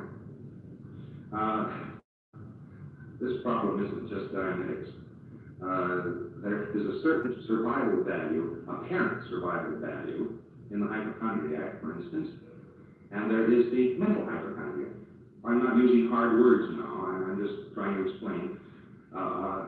There is a value he feels in being ill. He always has an excuse for his social errors. Now, this is the manifestation of it, but actually down at the bottom of the engram bank somewhere, there's an engram that says, if I lose this, I will die. Or it says, I can't go into it, it's too painful. Or I don't dare change myself, he likes me as I am, etc., etc. There are all kinds of engramming computations that forbid an engram being touched or even forbid a case being opened. A skilled auditor can look at one of these cases, listen to the fellow for a few minutes, and hit the engram, bang. After that, the case will roll. Sometimes it takes a lot more than 2 minutes, by the way.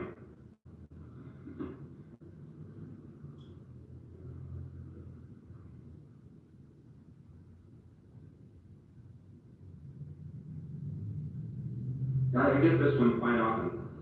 If the reactive mind can be influenced so strongly while unconscious, why couldn't a person be put under an anesthetic and told a lot of good things which would drive out all the bad engrams? But this mind doesn't think. That's the trouble with it. And you're trying to make one engram reason with another engram, and neither one are reasonable. The experiments have actually been done along this line. Hypnosis really is that. Hypnosis is some of that. It's trying to put in a good engram to counteract bad engrams, and it doesn't work. Anesthetic hypnosis is wonderful, but not other types. Anesthetic hypnosis can be picked up after the fact. Are alcoholics especially difficult cases? No, they're not. But they certainly are messy sometimes. You know, I'm getting into a lot of trouble for that footnote in the book. No one thinks I drink, so I go to a party and everybody leaves me sitting there.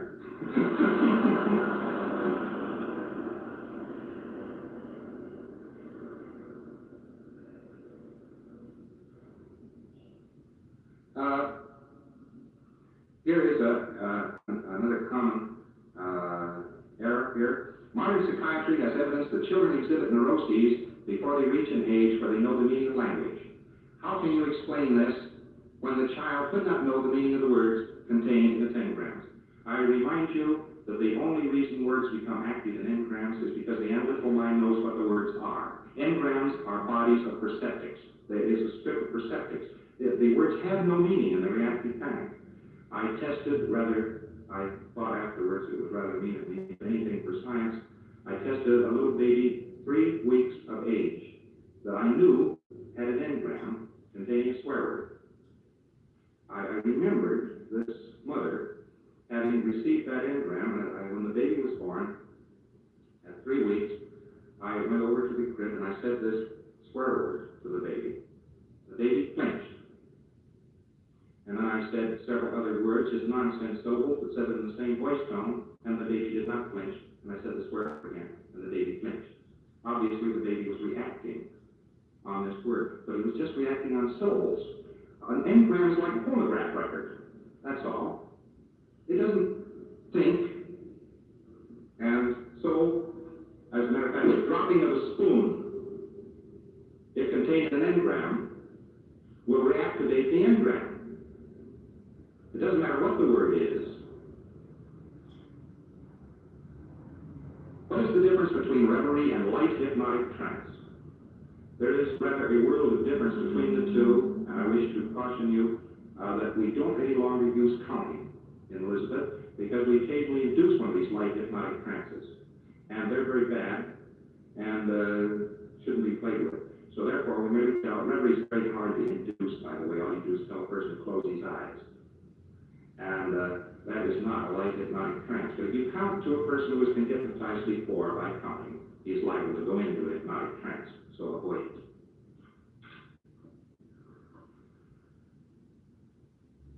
And by the way, if he says it's a reverie and light hypnotic trance, the difference between if a person were completely analytically awake, he would be in an optimum state of mind. I think you would agree with that. If he had these full analyzer, he would be fully rational, that sort of thing. All right. In Dianetics, we're trying hard to wake people up, not put them to sleep. And that is the difference between hypnosis and Dianetics. They're 180 degrees different. One tries to put people to sleep, and the other tries to wake people up.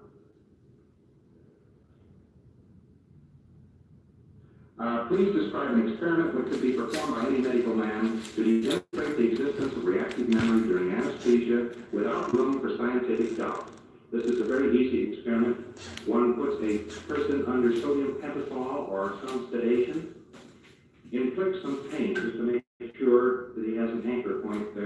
have to, pressing hard on a person's chest, read some nonsense syllables to him, lets him wake up in the normal course of events, and then puts him in reverie 7 days later and goes back and picks up the nonsense syllables.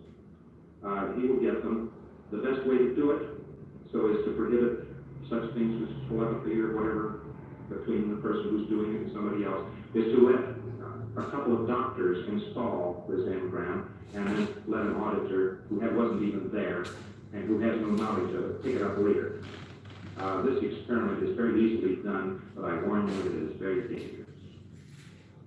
It can be done, but make sure it is done on a person who has full sonic recall. Otherwise, you may have to process him for 20 or 30 hours before you can get that late on his time track in order to pick up the data. That's an installed engram, you understand. And that engram, if it is installed, you have to be able to pick it up. The last time I tried this experiment was in Elizabeth, and it was the last time I will do it. Two psychiatrists sent over to me a young man who had been so treated, and I was supposed to pick up the nonsense syllables. This was a long time ago when Dianetics was very much in question, when validations were few, and so on.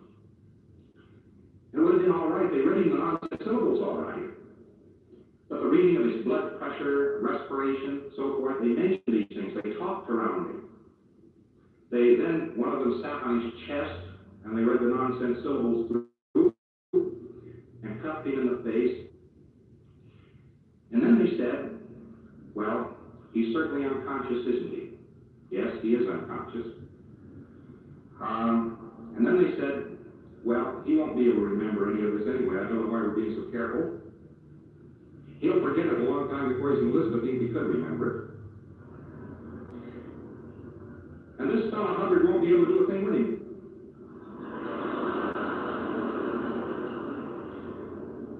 Now, because this thing had a forgetter in it, the young man came over and sat in the Elizabeth Railroad Station for 9 hours. I couldn't find him. I knew he'd been sent to me, but there he was sitting over in the corner at last. It was 8 o'clock at night. He'd come over in the morning. I picked him up, I took him back to the house, and I worked on him for 18 hours. He was a non-sonic case. I had to take grief off the case and bring the fellow up, actually, to some sort of a fair release before I could touch this thing. And I didn't dare let him get out of the house before I picked it up, for the good reason that he was in amnesia.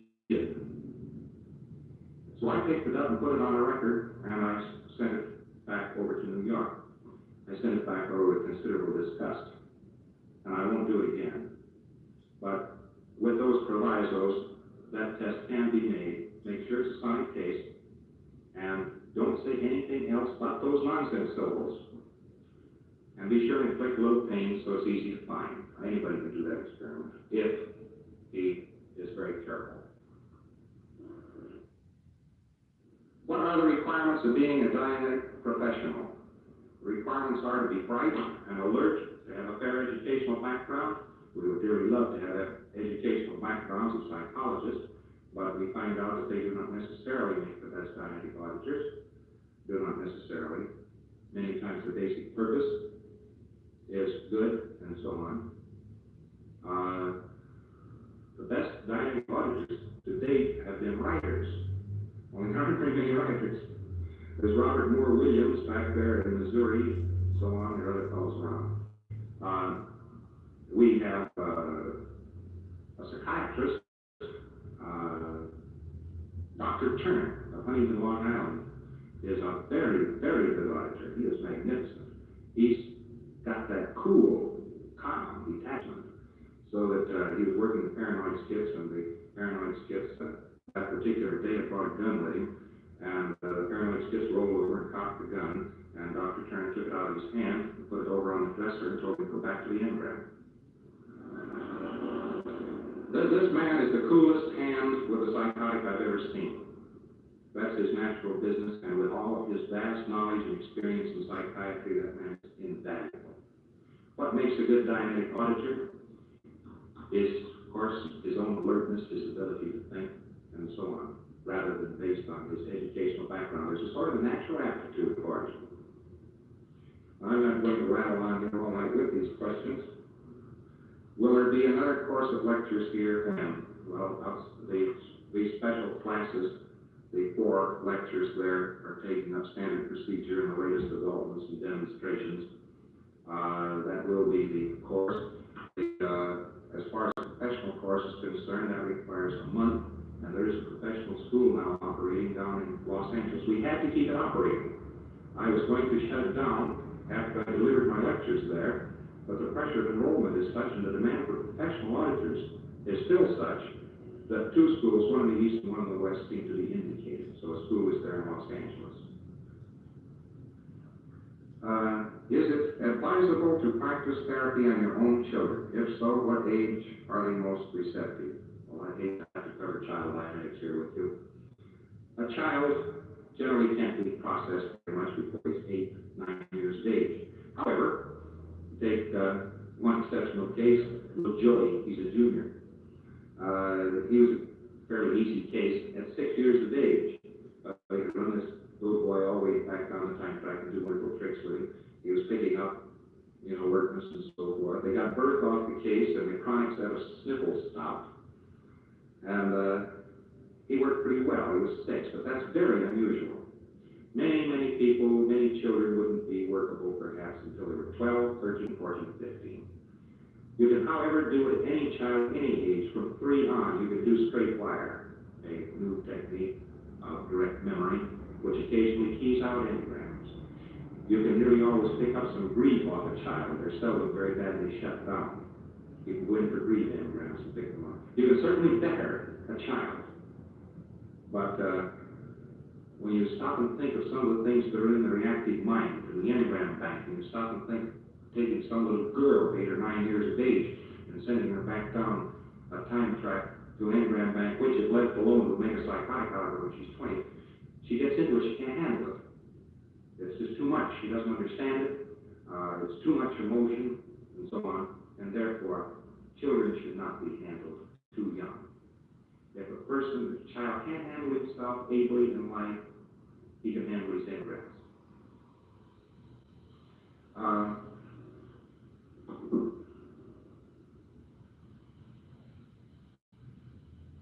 Once cleared, can a person record engrams and be influenced by them following future physical unconsciousness?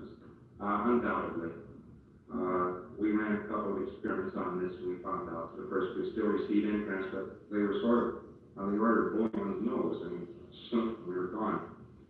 The real aberrated engrams are those which are very early in the day, and we try to put in later engrams, and if they have nothing on which to hang, there isn't anything to hold them down. I'm not going to go into this whole long list here. There's an awful lot of questions here. I'll try to answer them in my next book. And thank you very much. You've been a very, very good audience. Thank you.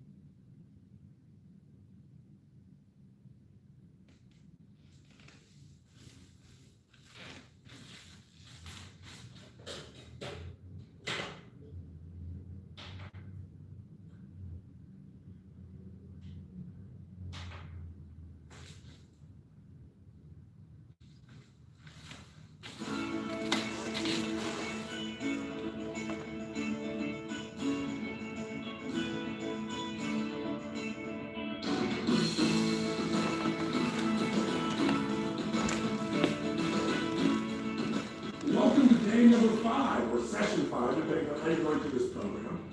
Listen, yesterday we talked about the power and importance of energy in your body.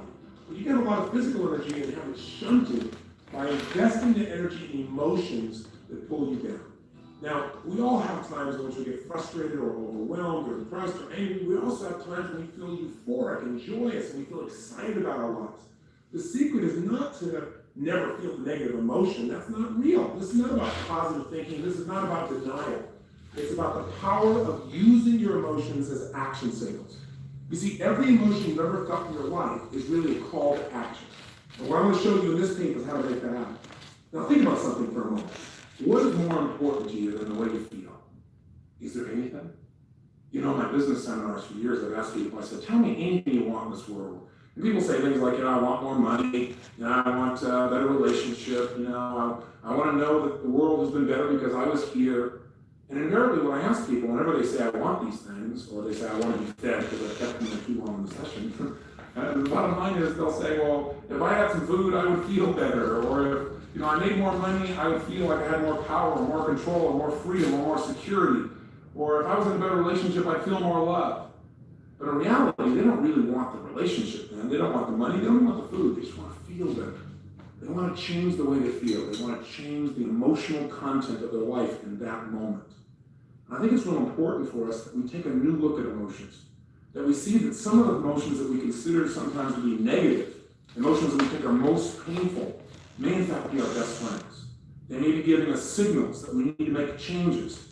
If we heed these signals, and if we utilize them, we can change the quality of our experience in our life immediately. So just remember, emotions are the ultimate power. They start wars. They cause us to get married. They cause us to get divorced, to create children. They can even make us ill, or they can make us healthy. In essence, the history of your life, the history of this world, is the history of emotion. Emotions are the core that call us to action and change our entire lives. So where do they come from? What's their real purpose? What are some of the most intense emotions that we experience day to day that shape our destiny, and that most of us never really learn to master? And then how can we master them? And how can we utilize those to increase the quality of our life? Those are, in essence, the questions I want us to answer together today. Let's start with a simpler question, though. How do you deal with your emotions right now? I'm curious. Because I found that people deal with emotions in one of basically 4 patterns. Either one, they avoid them. They literally try to not feel. They try to not have to feel, let's say, the feeling of rejection. And there's a problem with that. What would you guess it is?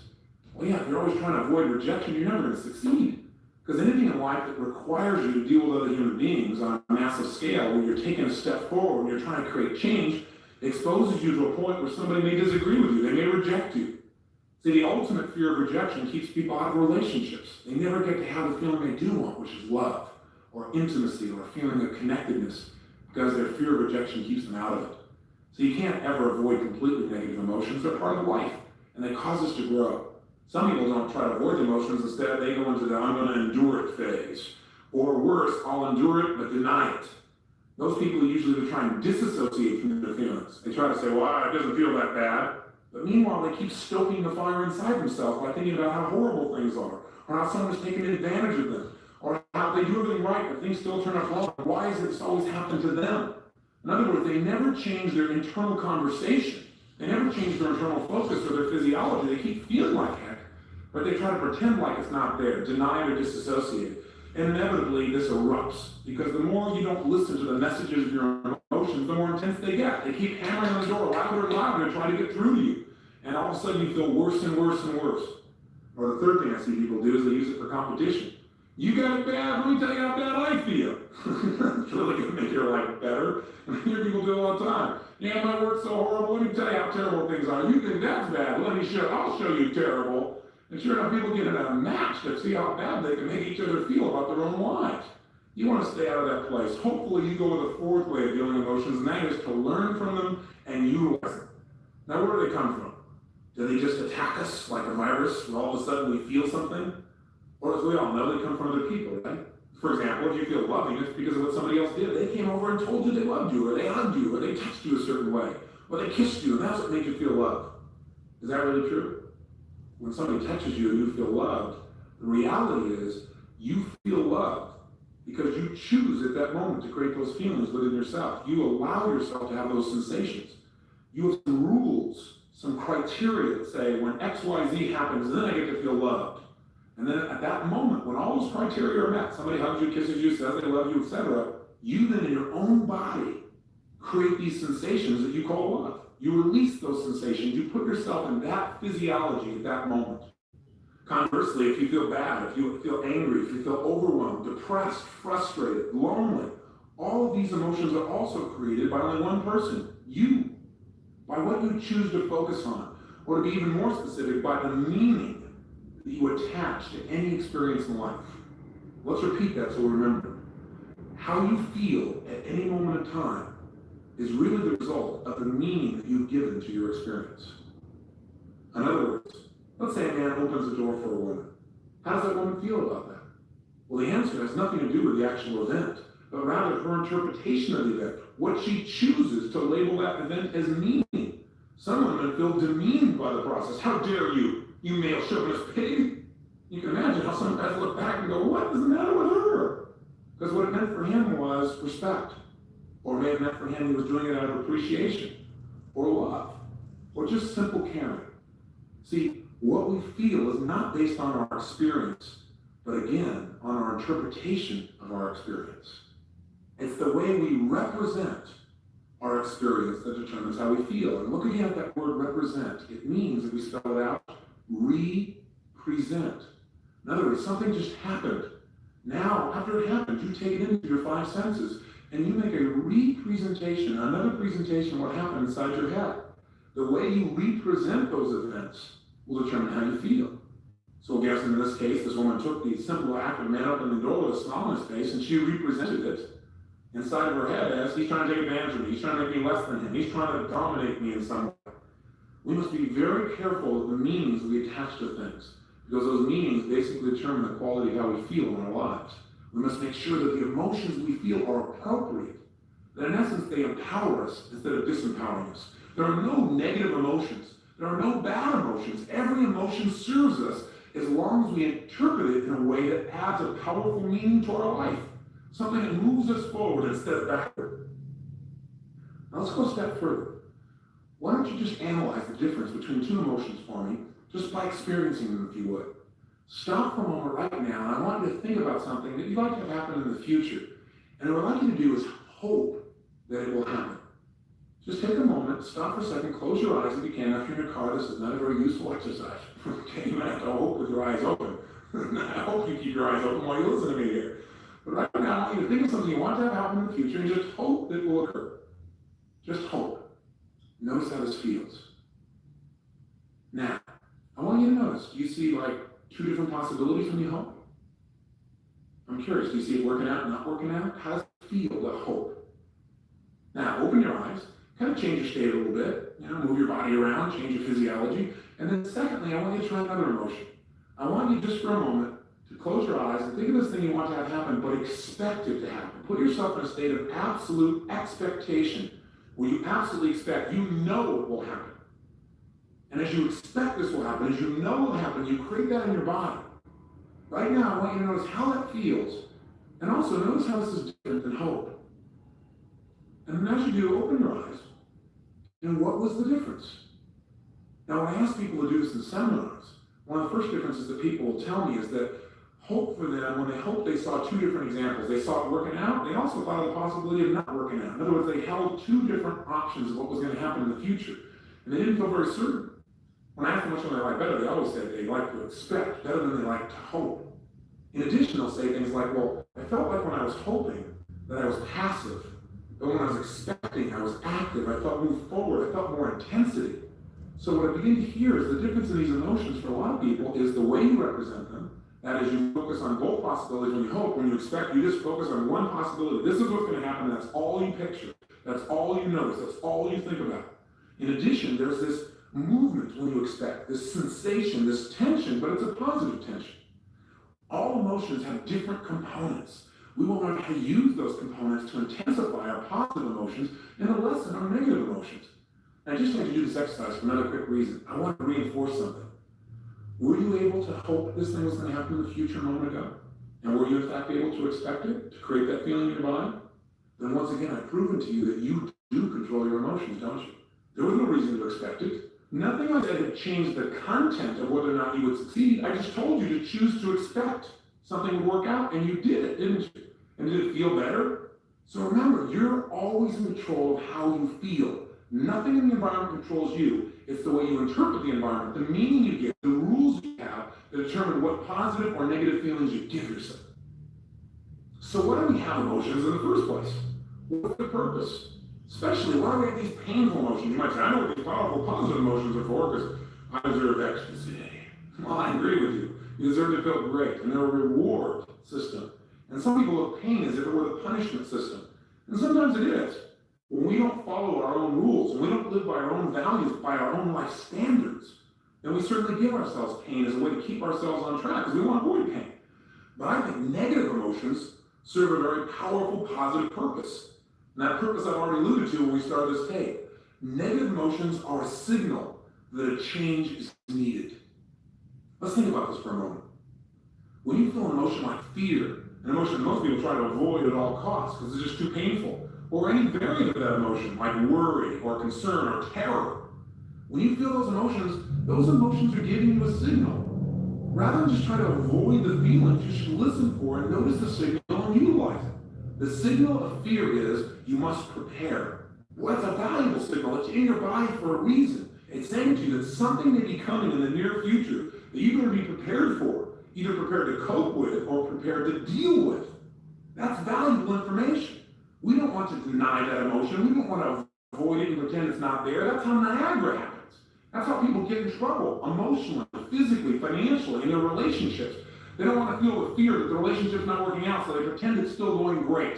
Until one day they find themselves 5 feet from Niagara Falls in a boat with no oars and going, oh shoot, it's too late. They take an emotional fall, a relationship fall.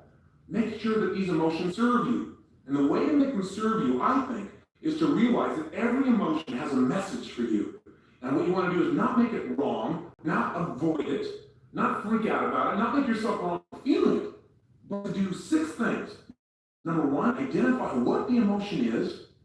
2, acknowledge and appreciate the message it's offering you. 3, get incredibly curious about what it's offering you. In other words, how can you use this to make your life better? Is this really what you want? And do you need to change the way you're looking at the world? Do you need to change the way you're acting? Do you need to change the way you're communicating?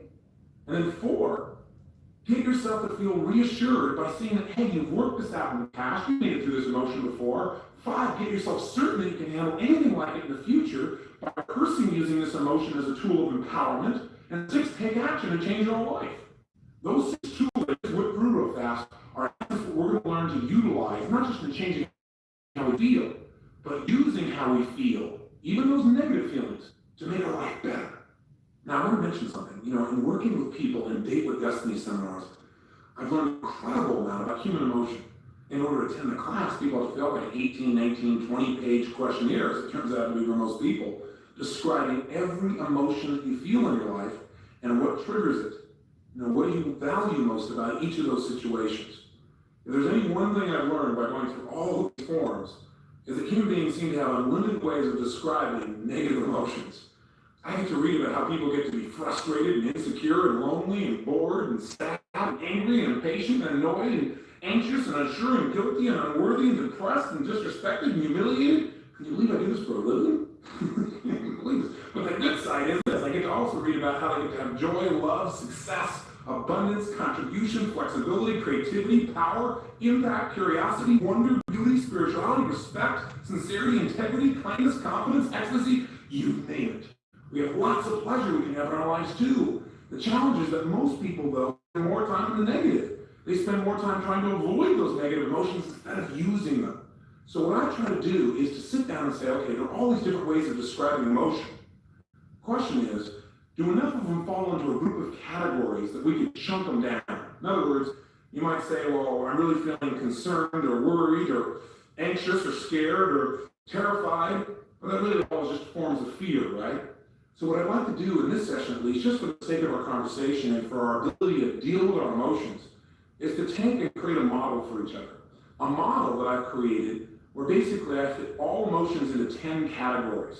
Now the challenge with this is we all have different labels for what a feeling means. So yours may not agree with the ones I'm putting down, but just for our ability to have a conversation and for our ability to deal with emotions, we're going to say there are 10 types of emotions, just for the sake of conversation. Is that okay with you? I hear yes, I just hallucinate. That's another kind of emotion, I guess. But here are the 10 emotions, and I'd like you to jot them down. Now I know if you're driving in your car, it's a little more difficult. But if you can, take out your deputy journal, and let's write down these 10 emotions. I'll wait for one moment. Moments up. Welcome back. Here are the 10 categories of emotions. Here's the first one, uncomfortable emotions. He said, it's a pretty big category. You're right. But I'm basically describing here emotions that don't have a tremendous amount of intensity, but they bug you, they bother you. Feelings of boredom, for example, or being impatient, or uneasy, or distressed, or maybe mildly embarrassed would probably fit under uncomfortable for most people. The second category of emotions would be the emotions of fear. Those could be things like concern, apprehension, worry, anxiety, feeling scared, or even terrified. These are all different types of emotions that we're going to relate, for sake of our conversation, to fear. The third category of emotion I call hurt. Any kind of feeling you would link to hurt. And we're going to talk about how most of our feelings of hurt come from a sense of loss. Fourth category, anger. And anger, again, has a large variety. Everything from mildly irritated to angry, to livid, to resentful, to furious, to enraged. Anything in that category we're going to talk about as an anger emotion. Fifthly, emotions of frustration.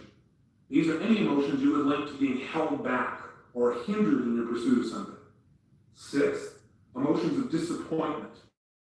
Anything that makes you really sad or defeated as a result of something you expected that didn't work out well. 7, guilt emotions. Maybe another way of describing them would be the emotions of regret. Number 8, feelings of inadequacy. Any emotion you've ever experienced that you would consider causing you to feel like you're less than or unworthy would fit in this category we call inadequate. Number 9, feelings of being overloaded. Now again, overloaded I'm using to make it soft, but most of the emotions should probably link in here would be feelings of being overwhelmed or even hopeless or depressed. Anything that makes you feel like there's more than you can possibly deal with would fit into the overloaded category of emotion. And lastly, number 10, lonely emotions.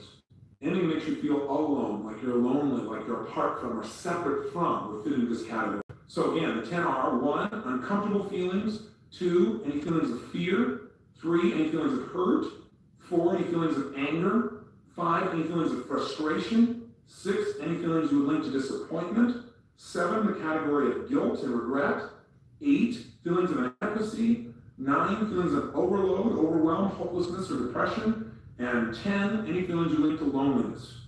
Okay, it's a big set of categories, but here's why I've done this. I want to train you and myself. I just started to use this technique on myself because I didn't come up with it. It's pretty fantastic. I enjoyed it, but I do say so. I'm quite humble. Really, it's really fantastic. I had a good time with it, and I hope you will as well. All of these emotions, these categories of emotions, are there for a reason, and they're to give us a message that something needs to change. Now, one or two things has got to be changed when we're feeling any of these emotions. And before I tell you this, let's make sure you're enrolled here. How would you feel in your life if you knew, no matter what emotion you felt, you could go, okay, am I feeling uncomfortable, or is that a feeling of fear, or is that a hurt feeling, or an anger type of feeling, or a frustrated type of feeling, or disappointed, or guilty, or inadequate, or overloaded, or lonely feeling? How would you feel if you knew that in a moment or two, you could instantly get out of that feeling, no matter how intense it had been? Would that be useful? Then stick with me, okay? Because I know this may seem a little bit cumbersome at first, so listen to me carefully. At any moment you feel any emotion, the first step you're going to always want to take to master your emotions, I mentioned it earlier, I say it to you again. First step always will be to identify the signal. What I mean by identify the signal is figure out, if you're having a feeling, which one of these categories does it go into. So let's take a look at how this might work. Let's say something happens between you and a loved one, and as a result you feel rejected. You look at your list of 10 here and you say, rejected is not on here, Tony. Well, step number 1 is identify which category most fits. Well, when you feel rejected, you really could feel a lot of things about that rejection. You might feel uncomfortable, you might feel actually hurt, or you might feel angry about it, or as a result of rejection, you might feel lonely. What I'm trying to do is get down to the core emotion that really is controlling you, rather than just this giant word called rejection, which really isn't the essence of what you're feeling. As you go down and you look through your list, and by the way, I know you're not good at this list yet because it's brand new, but you'll memorize it simply by listening to this tape over and over again. What we're going to call them from now on is action signals, because that's exactly what they do. They are signals for you to take action, to reevaluate the way you're perceiving something, or the way you're proceeding, the way you're communicating your feelings to other people, or the way you're behaving around other people or situations. In other words, they're going to tell us we got to make a change in order to get what we really want. And that's what these action signals are all about. They're not negative, they're not bad, they're there to serve us. But for now, let's come back to the example. We said step number one then always is identify the signal. That simply means where does it fit in here? So in this example, we've said that rejection really was just uncomfortable for you. Maybe what happened is you turned to kiss your husband or wife and they were busy reading or writing or something and they didn't really reciprocate. You felt, kind of uncomfortable about that. You didn't feel lonely, you didn't feel hurt, you didn't feel angry, you just felt a little uncomfortable. The signal of being uncomfortable is calling to your attention a message. And the message of uncomfortable feelings is, one, realize you need to change your state. That right now, no matter what happens in the state you're in, you're not going to appreciate it. You're not going to be resourceful in understanding what things really mean. So, for example, you're feeling in a state of being uncomfortable about that, you're going to start hallucinating. Gosh, my husband or wife, they weren't really loving to me. Does that mean that they're not interested in me anymore? Does that mean that, that our relationship's not as strong? We tend to hallucinate when we get in an unresourceful state. So when you feel uncomfortable, first message from that signal is, hey, change your state. Second, clarify what you want. Immediately, you got to clarify what you want. That's what the signal is trying to tell you. It says, yeah, don't just be uncomfortable. What do you want? If you want your husband or wife to be closer to you, get clear that's what you want. And step three, immediately take action in that direction. And the way to take action in that direction is communicate your desire or do something that expresses it. Make sure you do something until you achieve what you want and you're no longer uncomfortable. It's literally that simple. Don't just sit around and go, gosh, I feel bored. I feel foolish. I feel insecure. I feel kind of rejected. I feel uncomfortable. Say, great. I need to change my state. The fact that I'm uncomfortable is a signal. It's giving me a message to immediately change my state. 2, clarify what I want. And 3, take action in that direction. If you do that, you conquer this emotion immediately. Let's say you felt rejected to the point where you called it hurt. You really felt hurt inside. Well, what's the message of hurt?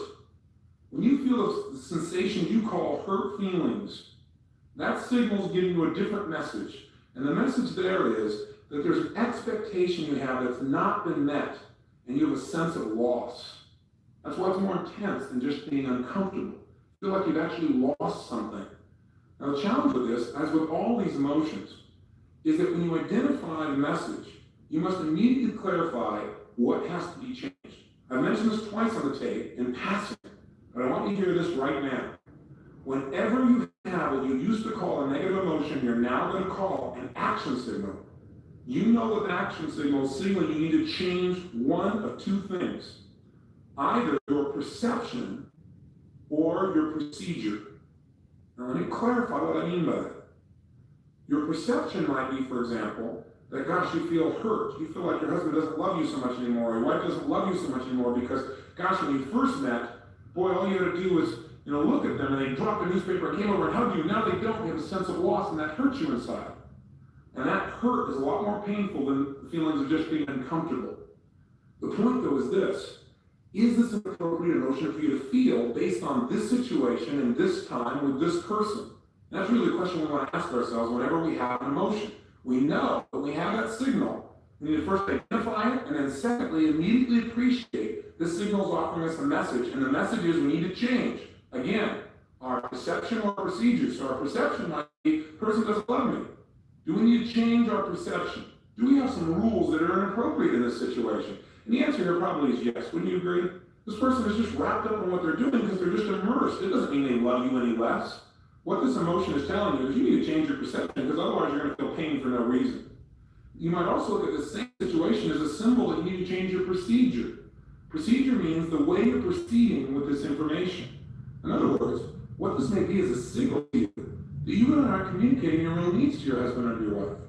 Maybe what you need to do is change your procedure, and instead of feeling hurt, or instead of feeling uncomfortable, turn to your husband or wife and say, honey, I know you're wrapped up in your work, I know you're totally immersed, I know you're trying to do stuff that supports the whole family here, but you know what, I just need, 3 minutes with just you and I, because I really need right now to just feel loved by you. I need to hold you. I need to feel connected to you. Now, if that person starts to get upset, obviously you're getting feedback that your procedure still didn't work. You have to be a little more flexible, a little more creative, or maybe a little bit more loving in the way you do it. Or maybe change the timing in which you go about something. But that's changing procedure, changing the way you communicate. Or another way of changing procedure might be it's a signal that says that the way you're communicating with your husband or wife doesn't make them want to make you feel loved right now. That your present behavior may be turning them off. For example, let's say you feel rejected by them because when you come in the door, they don't rush up and give you a hug. They're immersed in something. And how do you respond to that? Well, what a lot of people do when they feel rejected is they feel uncomfortable with it, or they feel hurt, or some people get angry when they feel rejected. Now, what's the message of anger? The message of anger is you have a standard for your life, something that's important to you, and it's not being met by another person, or maybe even not being met by you. Sometimes we get angry because we're not living our own standards, huh? So let's say, as a result, one of your standards is that people who love you, they run up and they greet you in your home. They don't do that today. You feel angry. One of your standards has been violated. Something you believe important is not happening, and now you're angry about it. How do you respond to your spouse who doesn't even know what's going on? Maybe you give them a dirty look, or maybe you make some snide remark, or you find something wrong with what they're doing. As a result, this person may very well purposely reject you. Now when you're feeling this rejection, you're feeling this hurt or this anger, and you say, okay, this anger means I have a message here, a signal. Signals I need to change either my perception or my procedure. Maybe you don't need to change your perception. Maybe they really are rejecting you deliberately. Maybe the procedure is not only how you communicate, but how you're behaving. Maybe you need to look and say, I'm not treating this person in a very loving way. No wonder they're giving me this feedback. I need to change me. Are you following me so far? So we're always getting the message. We're identifying the signal. We're appreciating the message and knowing the message is telling us we either need to change our perception or our procedure. The way we're communicating, the way we're behaving. I know this may sound complex at first, but I have to leave this tape back and listen to this little section a couple of times. You'll get this down. I want to change either my perception or my procedure, the way I'm communicating to this person or the way I'm behaving, or just the way I'm looking at the whole darn thing. I'm making it so I don't have pain. I need to look at things, communicate, or behave in a new way. That's the message of pain. Let me say that again, because I think you'll get this one. If you're feeling pain, it's a message. You need to change the way you're looking at things, and therefore what they mean to you. Or change the way you're communicating your desires or needs to someone, especially if the pain involves somebody else. Or change the way you're behaving, the way you're treating others, and that'll get you a new response. That's in essence the basis of all these action messages. They're telling you, you gotta set a new outcome and move in a new direction. Otherwise, you're gonna stay in pain. And by the way, let me mention something to you.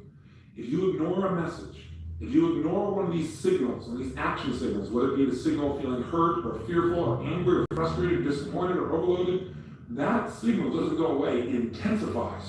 You'll feel even more hurt, even more angry. It intensifies until one day you get smart enough to say, hey, I gotta change something here. I gotta change my expectations, the way I'm evaluating this thing, the way I'm looking at things, the way I'm feeling about it, or the way I'm communicating what I need, or I gotta change the way I'm behaving, period. I'm gonna keep feeling this until I make one of those 3 changes.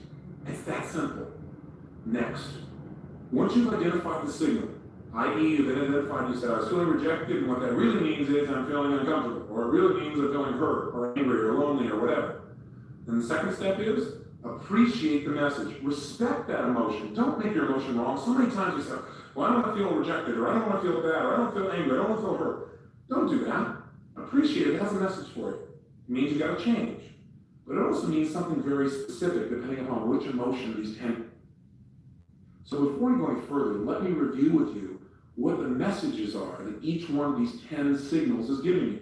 We've already said that if you're uncomfortable, the message is simple. You got to change your state, clarify what you want, and take action in the direction of what you want. And immediately you won't be uncomfortable anymore. If you're feeling category number 2, emotions of fear, whether it be concern or apprehension or worry or anxiety or scared or frightened or terrified, no matter what intensity it is, any one of those still are fearful emotions, and fear emotions deliver one message to us. We need to prepare ourselves to deal with something or to avoid the negative consequences of something that's coming up, something that's about to happen, a situation or an event. Basically, fear is get prepared. Get yourself so you can deal with something. And that's a valuable message, isn't it? Now, the problem is what most of us do is we get fearful and we don't take the message. We either try to deny the fear and act like we're real strong, and all it does is get stronger and stronger. Or worse, we just surrender the fear and we don't get the message. All we do is we get caught up in emotion, and we get more and more scared, and we amplify it. And we start thinking of the worst that can happen rather than figuring out, okay, what do I need to do to be prepared to avoid the negative consequences and make this work? For example, people have fear of failure. That's a valuable fear. It's saying get prepared so you won't fail. You might have a fear because the IRS is coming to visit you and you get a little note in the mail. You get this feeling of anxiety. That's probably a useful fear. It's probably saying to you, hey, you better go get all your paperwork in order. If you didn't have that message, if it wasn't painful enough, you might slough it off. It might show up and it may cost you a lot of money. Not because you weren't accurate or honest, because you weren't prepared. Same thing happens if somebody asks you to give a speech and you get a little fear inside. Maybe it grows into anxiety. The more intense it gets, the more we tend to surrender to the emotion rather than get the message. That's why you may want to convert fear and say, well, I'm a little concerned. What I'm concerned about is I need to prepare for this speech so I do the best possible job and I'll feel confident instead of fearful. Now, again, with each of these emotions, we want to hear the message and see if the message is appropriate. You may already be prepared. You may be as prepared as you can get. There's a limit to what you can do, right? There's a point where you have to have some faith. At that point, you might just have to say, you know what? This is a message I need to change my perceptions, not my procedures. I'm prepared by my procedures. I know what to do. I know how to do it. But I got to stop focusing on this thing being the worst possible situation. I just need to decide to become confident now, to focus on it working instead of it not working. The third category of emotions, those of hurt feelings, give us a signal and a message that says you have an expectation that's not been met and you have a feeling of loss. I.e., you expected somebody to keep their word and they didn't, that hurt your feelings. Or you expected someone never to share something that you told them privately and they told somebody else. And now you feel hurt. You feel a sense of loss of intimacy with them or loss of trust. And that sense of loss is what creates that feeling of hurt inside of us. What do we need to do? It tells us immediately, we have to evaluate, is there really a loss here? Again, do we need to change our perception? Maybe you just didn't communicate to this person that when you told them this, you wanted them to keep this information private. Maybe you haven't lost anything. Maybe you just have to change your way of communicating your needs, or again, change your behavior. The next category is anger. That's the fourth category. And again, emotions like irritation, or feeling livid, or furious, or enraged, or resentful, all of these fit into this category. Any of these emotions are simply signals giving you a message, and the message here is that an important rule that you have in your life has been violated by someone else, or maybe even by you. See, when we think something's really important and somebody violates that rule, we get upset about it. How we deal with that upset will determine a great deal how much pain or pleasure we really experience in our lives, and how close we get to other people, or how much we push them away from us. In other words, if somebody violates your standards, that's the message. What you're supposed to do with that message is real simple. Communicate that you have a standard. Communicate that you know it's only your rule. It isn't necessarily their rule, but you need their help. So if we use the earlier example where you shared something in confidence with someone, but you didn't tell them it was in confidence, you expected them to know that, and you didn't just feel hurt, you felt angry about it. And the bottom line is, instead of beating that person up, you need to go to that person and communicate in a different way, right? Change the way you're communicating, change your procedure, and say, you know, I know you didn't understand this to be private, but this is really important to me, and you need to deal with it as quickly as possible. Anger is usually an outgrowth of hurt. In other words, when you're hurt, you have a feeling of loss. Something you expected didn't work out. When you're angry, it's because it's something you think is really important that wasn't handled, or you've got a lot of hurts that have built up and you've not expressed them, you've not communicated them. So anger is usually a signal that something you believe is really important has been violated by someone or yourself, or that you've had a lot of hurts that you've not expressed that have built up until anger. How you deal with it? Change your perception. Maybe this person wasn't trying to hurt you at all. Change your procedure. Communicate better what your real needs are, or change your behavior. Tell people up front, hey, this is private. Promise me you won't share this with anybody because it's so important to me. Either way, you'll get out of your anger quickly. It's simply a signal that says you need to clarify with the people what your rules are and get them to agree to meet them, or you need to compromise them possibly. You know, some things you get angry about, you're going to get angry about for the rest of your life. And you better identify those things and realize that those are just your standards. They're not everybody's standards. And if you go around being upset because everyone doesn't live by your rules, you're going to be upset your whole life. So again, maybe you need to change your perceptions, change your rules, so the life is a lot simpler and a lot less painful for you. The fifth category of emotions, frustration. These action signals are telling you need to change your approach to achieving your goal. Whatever you're going after, you're not going to get it the way you're doing it right now. That's why you're frustrated. You keep trying to get the same result by doing the same thing over and over again. There was a definition given a long time ago about insanity.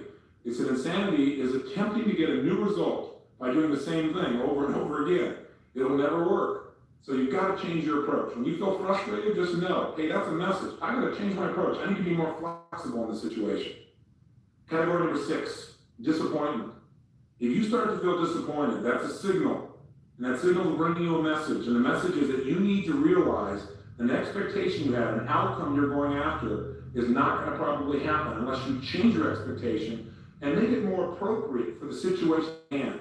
In other words, maybe you wanted something to happen in too short a period of time. I was doing a seminar about a week ago, and I was in Fort Lauderdale.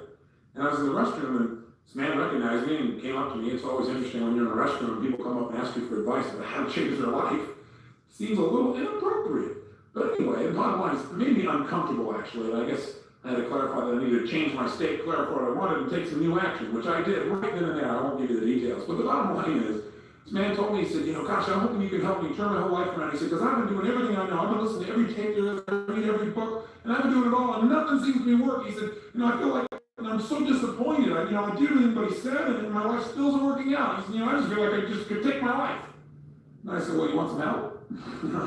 And I didn't say that harshly. I did it to break the guy's pattern. He looked at me like I was crazy, and then he saw me smiling, and he kind of, his brain fried for a moment there, and he saw that he was being ridiculous, and so was I. And so he said, well, I said, listen. I said, what you need to realize is that the reason you're disappointed is you're getting feedback. This one says you set some pretty strong goals within a certain time frame, and you didn't meet those. So you got to change your goal a little bit. You got to make it more appropriate for where you are right now. Make it a little bit more realistic for where you are right now. I said, remember something. God's delays are not God's denials. See, you may just be in what I call lag time. Lag time means if you go out right now and you plant a seed, you don't come back the next day and look for the plant. You don't expect to all of a sudden reap your reward the next day. See, if you planted a seed and then you ran back the next day and went to the soil and you said, hey, soil, where's my plant? Soil just deal with you and say, well, you knew? It doesn't work that way. You've got to work through all the different seasons and stuff. How can you be disappointed already? But some people manage to do that. I said, so you need to be in lag time. Sometimes you put a seed in, you plant something, and it takes a season for you to get the reward. And you're still in springtime and you're expecting it to be fall.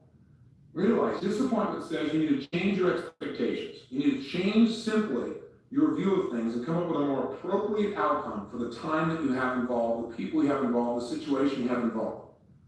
So that's the message. Listen to it. Utilize it. Don't keep re-experiencing disappointment and stacking it till you feel overloaded, overwhelmed, or hopeless, or inadequate, which are emotions we'll talk about later. But first, let's talk about the next one. The 7th major category of emotions are guilt or regret emotions. Hey, when you've got feelings of guilt or regret, a lot of people say, well, don't feel guilty about anything. Garbage. Guilt serves you if you hear the message. And the message of guilt is really simple. It says you violated one of your own standards, and you must do something immediately to ensure that you're not going to violate again in the future. That's why you have the pain of guilt. Now, what most people do is they do one or the other. They either deny the guilt, take themselves out of it, and don't feel guilty at all, which, I agree you shouldn't stay in guilt, but if you just deny the guilt and don't get the message, the guilt's going to come back. It'll get you sooner or later. It's back there. It's deep. It's dark. It'll get you. So with that fear, maybe you should turn that fear into getting the message instead of being overwhelmed and again surrendering to guilt. That's the other extreme. People just walk around and they allow themselves then to feel inferior for the rest of their life. They feel so regretful about what they once did. That is not the purpose of guilt. It's to make sure you clean up your act. It's to make sure that you don't violate this again. It's that you make things right when you screw up. That's what you got to do. Now, sometimes you can't. Sometimes someone's passed away, or something's occurred where you feel guilty about something that happened in the past you really can't change. The only thing you can change is your present and future behaviors. When you do that, you can let go of the guilt.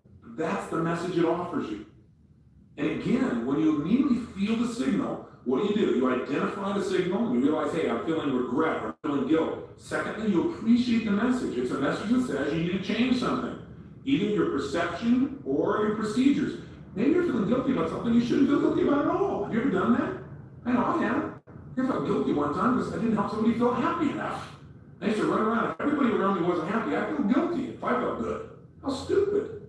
We don't want to fall into that category. You might want to change your rules or your perceptions. Or you might need to change your procedures again. Maybe the procedure is you feel guilty about the way you communicated to somebody. You were too harsh. Go back and clean it up. Say, hey, I'm sorry. I didn't mean to do this. I really regret what I said. I was wrong. Boy, the guilt will disappear. Or change your behavior in the future. Change the way you're going to communicate to that person or people like them. Any one of these three changes, again, will immediately eliminate the guilt, and then guilt has served a good purpose, hasn't it? It's kept you on track. It's moved you forward. It's made you a better person. That's why it's there. Utilize it. Don't wallow in it. Let's go to category number 8, inadequacy. Boy, if you feel inadequate, those are any of those emotions, again, that make you feel like you're less than. Feelings of being unworthy, for example, would be inadequate feelings. Whenever you feel this emotion or emotion like it, get excited. Appreciate it. It's offering you a message, and the message is simple. It's saying you need to do something to get better in this category right away. It doesn't mean you have to be perfect at it. Inadequacy just says you got to do something. Don't sit on your duff anymore. You're feeling inadequate because you haven't done anything to be really good in this area. Now, the first thing you got to do is, as you go through this process, is ask yourself, is this really an appropriate emotion? That is, am I really inadequate, or do I need to change the way I'm perceiving things? Maybe I got some rules that say, in order for me to be adequate, I have to go on the dance floor and outdo John Travolta.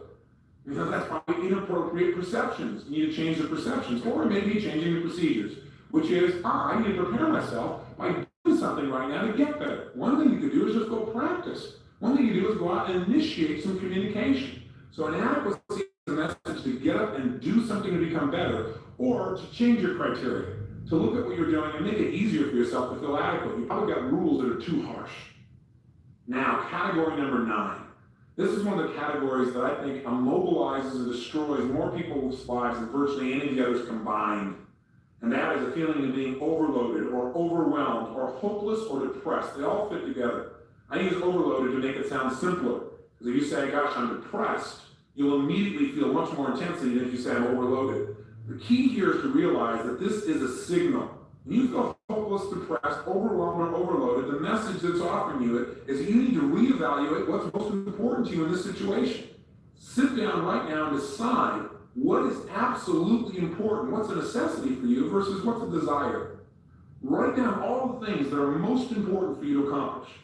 Then, 2, put them in order of priority. And then 3, take the first one on your list and do something about it. It's the same thing with depression, the same thing for being hopeless. Sit down and say, okay, instead of saying it's hopeless, I need to change my state, number 1. That's always the message of all these emotions. Number 2, I got to clarify what's most important to me. Write it all out. 3, what's the order of the importance? And 4, what's the first thing on my list? Let me go handle that. And then you go handle anything, and you deal with one simple issue. Your brain can handle it. And as soon as you handle that situation, you will feel like you're in control of your world. You will not feel overloaded. You will not feel overwhelmed. You will feel like there's hope, and you won't feel depressed.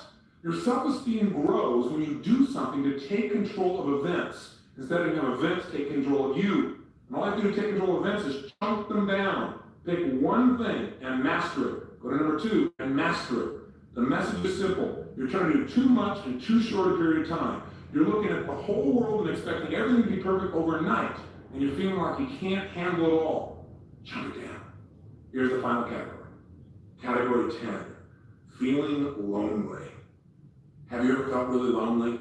Gosh, I don't think there's anybody alive that hasn't.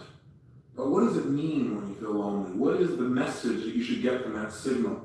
I think the message is really simple.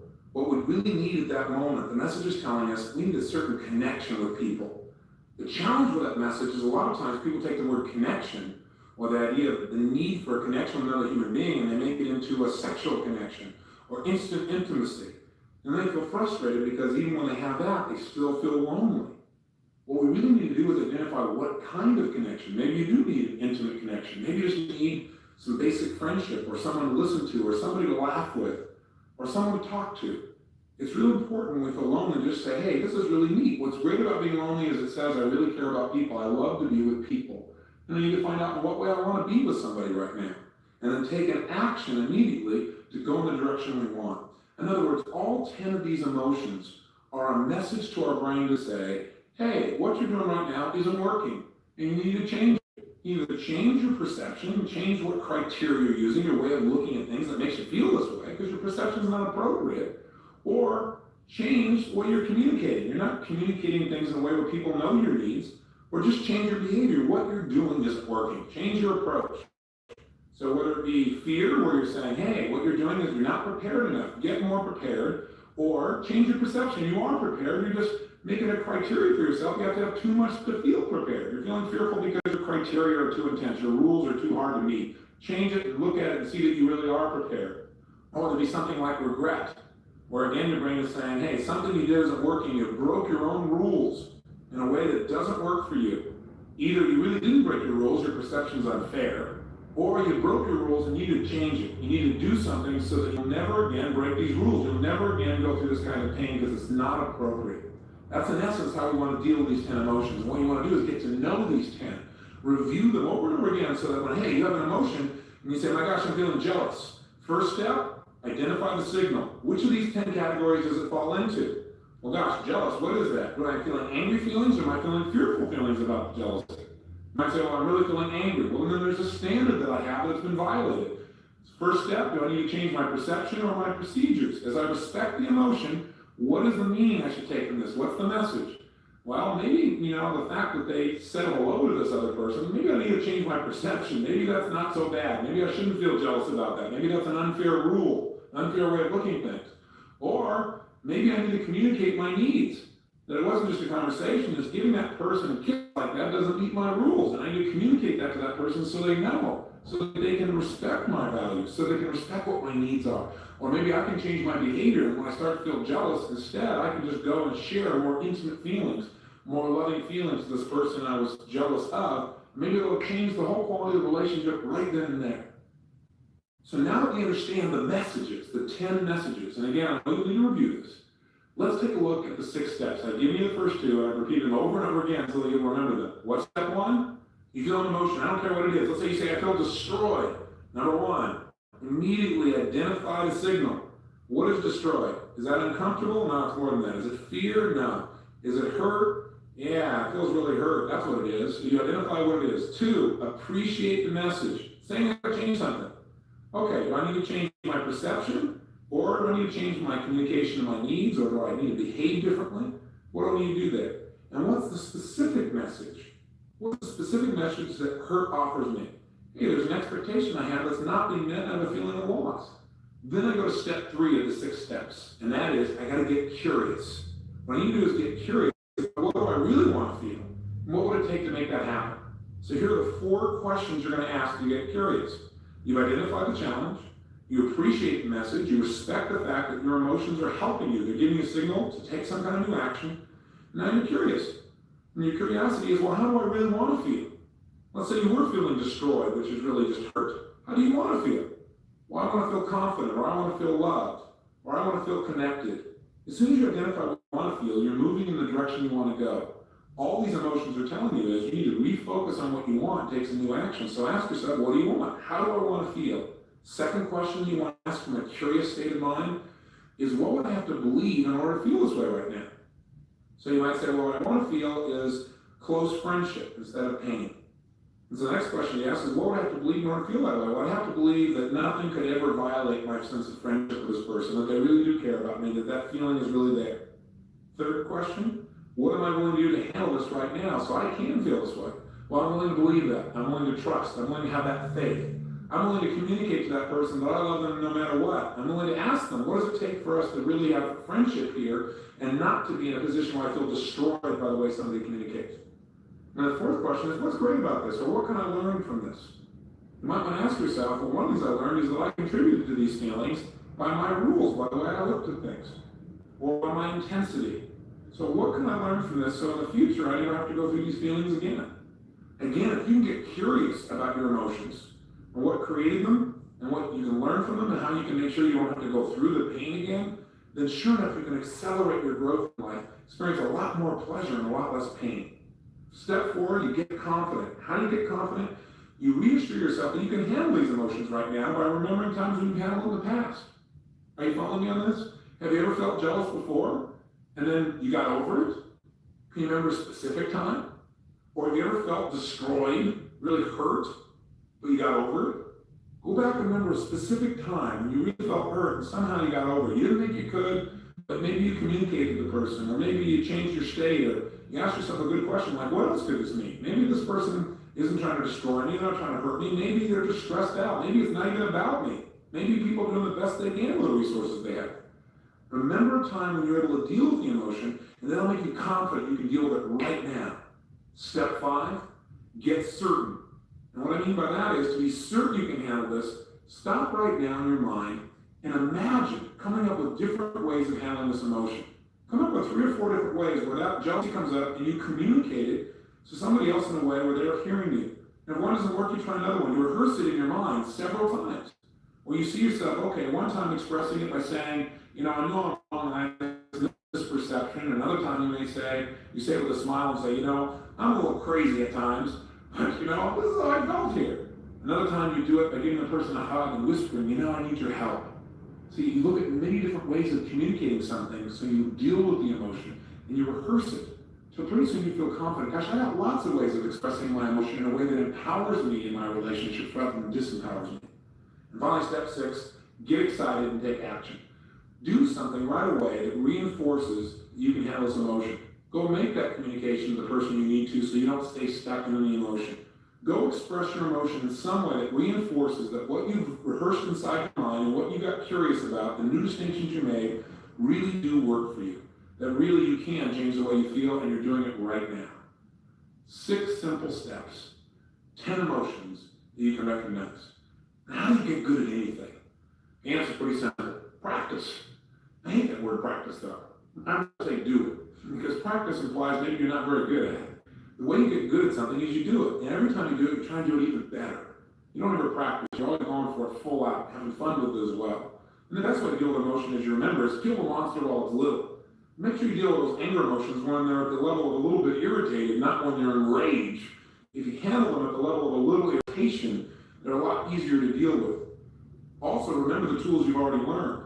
You start to feel like you're enraged, connect yourself and say, well, maybe I'm not enraged, maybe I'm a little annoyed, or I'm a little bit inconvenienced by this conversation. That'll break your pattern and make it easier for you to hear the message of those emotions and take new actions instead of being caught up in those emotions and surrendering to them or being defeated by them. The emotion's there to serve you, but you've got to hear the message and act upon it. And by the way, the very best way to get what you want is to focus on it. That is to experience it, to plant it. Think of your mind, your emotions, and spirit as the ultimate garden. The way to make sure that you harvest what you want of that garden is not to keep practicing planting disappointment seeds and fear seeds and saying, well, I'm really good at taking those things out and learning from them and showing what got to change, but instead to plant seeds like love and warmth or appreciation. In fact, let me offer you 10 quick emotions that if you plant them every day and you cultivate these emotions, you focus on these being the way you want to feel every day. You hold yourself to a standard that says, every day I want to feel these 10 emotions. What you've done is planted the seeds of greatness. You've planted the seeds that create a tremendous, juicy life. A life where you don't need a lot of action signals because you're already acting. You're already living life at its fullest. See, a weed in your garden is a call to action. It's not negative, it's a call to action. It says, you got to do something. You got to pull this out. And that way things can grow. Well, one of the easiest ways to keep the weeds out is to keep cultivating the kinds of plants you want right there in the garden so that their roots are bigger and deeper and stronger. There's not much room for weeds. Here are the 10 emotions that add juice to life, and you want to cultivate it. Number 1 is love and warmth. Listen, if you want to create a behavior, I don't care what the behavior is, the best way to get yourself to do something is put yourself in an emotional state where that behavior is automatic. Let me give you an example. If you want to have close relationships and do the things that make you close to other people, the easiest way to do that is to cultivate an emotion of being loving and warm. If you put yourself in a loving, warm state, you don't have to think, well, what should I do to make my relationship work? It just happens automatically. The second set of emotions is to be appreciative and grateful. That also builds relationships. If you're always feeling loving and warm and appreciative and grateful, then you're going to do whatever's necessary. You're not going to even think about it. You're going to do more than is necessary to nurture the people around you, and you'll have that deep feeling of caring. Third emotion is curiosity. Gosh, if you really want to grow in your life, learn to be curious like a child. Children know how to wonder, and that's why they're so darn happy. That's why they're never bored. So you want to cure boredom? Be curious. And if you want to get yourself, let's say, to study more, you're in school, and you're trying to push yourself to study, that's a hard behavior to create. But if you're curious, studying's automatic, isn't it? You don't have to work at it. Cultivate the emotion of curiosity, and life becomes an unending study of joy. 4, get excited and passionate every day. See, excitement and passion add juice to anything. I think it was Benjamin Disraeli who said, man is truly only great when he acts from his passions. Passion adds to life enjoyment. It can turn anything that seems to be a challenge into a tremendous opportunity. We want to make sure we add that passion and excitement each day, and the way we do that, the way we have the love, the warmth, the appreciation, the gratefulness, the curiosity, the excitement, the passion, guess how we get that? We decide to feel it. See, I teach people in my Date with Destiny to create what I call a code of conduct. It's a set of emotional states that you put in front of you, and you say that every single day you are committed to live those emotions, even if things don't go well, even if it rains on your parade, even if all your expectations are not met. You choose to feel this way anyway, because cultivating these emotions makes life work. And out of these emotions, it causes you to do the things that make life for you successful in every sense of the word. Mental, emotional, social, spiritual, intellectual, physical, financial, every sense of what success can mean for all of us.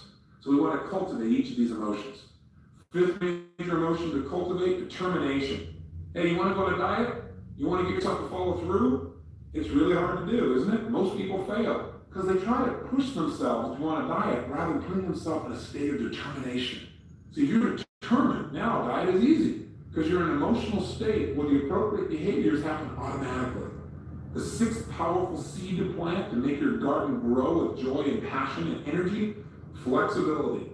Boy, if there's a seed to plant that will guarantee success, it's the ability to change what's going on. All those action signals, all those things you used to call negative emotions, are just a call to be more flexible. Be more flexible in the way you evaluate things, your perception of what things really mean. Be more flexible in the way you communicate. Be more flexible in your behavior, and your whole world changes.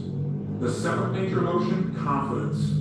When you're confident, you're willing to try things. You're willing to put yourself on the edge. You're willing to really experience that one emotion that every single religious book on the planet talks about, faith. Now, one way to get confidence, one way to develop faith, is to use the muscle more often, to practice it, to exercise it. I often ask people, are you confident in tying your shoes? And people say, well, of course. I say, how confident? They say, absolutely confident. I say, how come? They say, well, because I've done it a few billion times. Well, if you want to have confidence, the best way to have it is exercise it every day, utilize it, have some faith, have some trust, choose to be confident in a situation, and you'll discover that you're going to do well. For example, most people are fearful about things that they think someday may happen, and they feel bad about it in advance. How many of the things you used to be fearful about never came about? Just think, if those times you'd chosen to be confident, you would have reinforced that confidence is the way to live. Choose confidence over fear. 8, be cheerful. Gosh, I added to my values list cheerfulness not long ago, and when I did, people around me commented, God, there's something about you. You seem so happy. I thought I was always happy. But you know what? There's a difference between being happy on the inside and being cheerful. Being cheerful means that when you're happy, you tell your face of it. Everything works together. And when you're communicating with people and you're feeling happy on the inside, they feel happy being around you. It means that you're trying to be happy in a way that not only makes you feel happy, but the people around you as well. And cultivating that emotion enhances your self-esteem, makes life more fun, causes people to respond to you in a way where you need a lot less of this stuff like fear and hurt and anger and frustration and disappointment and overload and depression and guilt and feelings of inadequacy. All those seem to disappear in an environment that's cheerful. Cultivate this emotion, you won't need so many of those action signals to get your attention. Here's number 9, feeling healthy. Gosh, feeling physically vibrant and healthy is a great way to make sure that anything else bounces off you. Have you ever noticed how when you got tons of energy, you feel alive, you feel vital? The challenges, even the challenges that used to really destroy you, you seem to handle so much better, so much easier. It's like those action signals aren't really necessary when you feel vibrant and alive. Cultivate the feelings of being healthy and practice the things you know will make you feel physically vibrant on an ongoing basis. And finally, the 10th seed to plant, maybe one of the most important ones of all, is a sense of contribution. If every day you can feel like what you do adds something, more than just to your own life, but to others as well, then life takes on a new, deeper sense of meaning. I think we all have a need to feel like our life matters, like because we lived, other people's lives were better, they were greater, they were more enjoyable. We all want to leave our mark. And each day we can do that in little ways. We can do it by the way we smile at somebody we don't even know, or by giving a compliment, or just by appreciating someone who really needs to be appreciated. So often people get angry because they don't feel appreciated. Maybe the next time you start to feel angry, just realize that you've got a standard there that says, if I do this, people have to respond to me. Maybe that's inappropriate. Maybe from now on, you learn to make yourself feel good. You learn to appreciate yourself, or you learn to communicate to people and say, I'm not feeling very appreciated. I don't know, there's a few strokes here or there. And you know what? You get yourself that anger in a heartbeat. You've taken on a new task, a new direction. But in your own life, why not every day just focus on how you can contribute and how you already have contributed? Notice the little things you do to support other people. They'll make you feel good about yourself, and it'll make you want to do even more. And the more we contribute, the more addicted we get to giving to other people. And if everybody in life got addicted to this feeling of contribution, imagine what the world would be like. So those are the 10 C's. Love and warmth, appreciation and gratitude, curiosity, excitement and passion, determination, flexibility, confidence, cheerfulness, health, and a sense of contribution.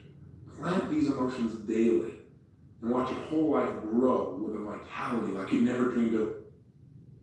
Well, I've dumped a lot in your brain for emotions. I think this is a tape you'll probably want to listen to a couple of times to really get good at using these action signals as well as planning the positive ones. Remember the 6 steps. Identify the signal. This feeling I'm having right now, which of these 10 categories does it fit into?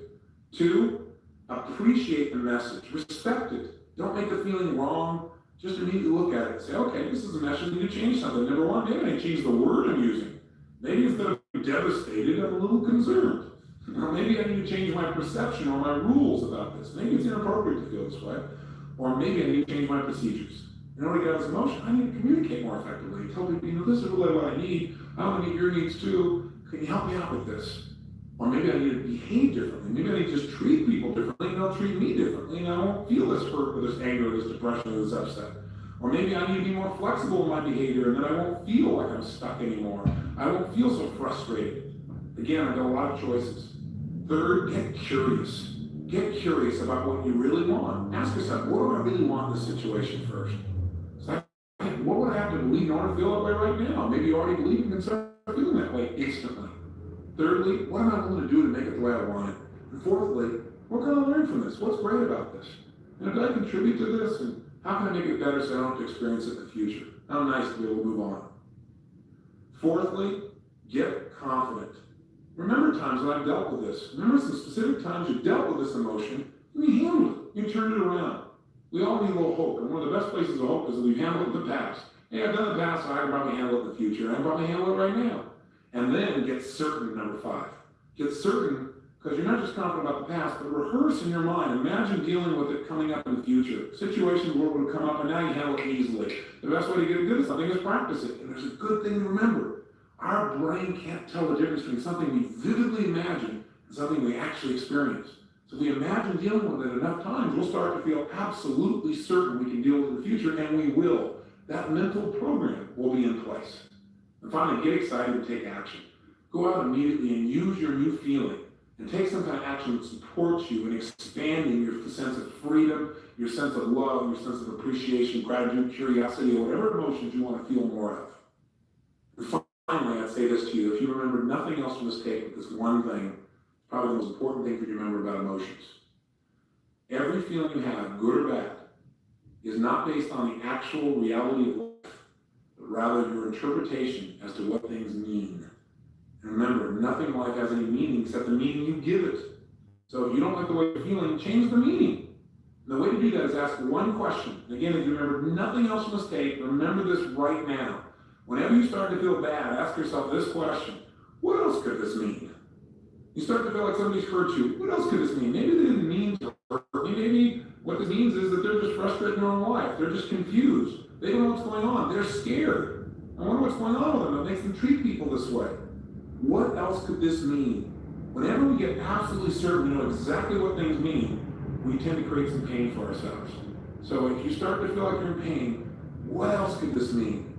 Maybe what this means is I need to be more flexible. Maybe this means I'm about to learn something. Maybe the fact that I'm frustrated means I'm about to have a breakthrough.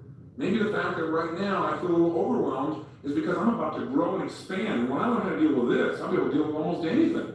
What else could this mean? So you and I at any moment can choose a new meaning and therefore choose a new way of feeling, a new way of behaving. And you know what? We're never going to know the absolute meaning of anything. When somebody passes away, you really cared about them and they die. You can feel really bad. You can feel disappointed. You can feel frustrated. You can feel angry. You can feel hurt. You can feel sad. And all those are appropriate emotions. But make sure you take the message from it. And the message you can eventually come out with is, what's an empowering way of looking at this? What else could this mean? Maybe it doesn't mean that I just lost somebody. Maybe it means this person is gone someplace they need to be. Or maybe this means my connection will be even stronger with them now than when they were here. Maybe this means I will value my own life and give more while I'm here because I realize that life is delicate. Choose meanings that empower you in life instead of assuming meanings that disempower you. It's a final message to remember. Now, let's use these 6 steps and these 10 emotions. Over the next 2 days, just concentrate directly on any feeling that comes up that feels disempowering, that feels negative, and immediately as it comes up, identify it, recognize that it's valuable, that it's giving you input, you need to change something, find out if you should change what it means to you, or if you should change your procedures, your communication, or your behavior. Immediately then get curious. Hey, how do I really want to feel? What do I have to believe in order for me to feel that way now? What am I willing to do to make it the way I want it? And what can I learn from this? Then immediately remember times when you've handled it before, get yourself confident, get certain by rehearsing dealing with that situation in the future, and then go use it. Go do it right away.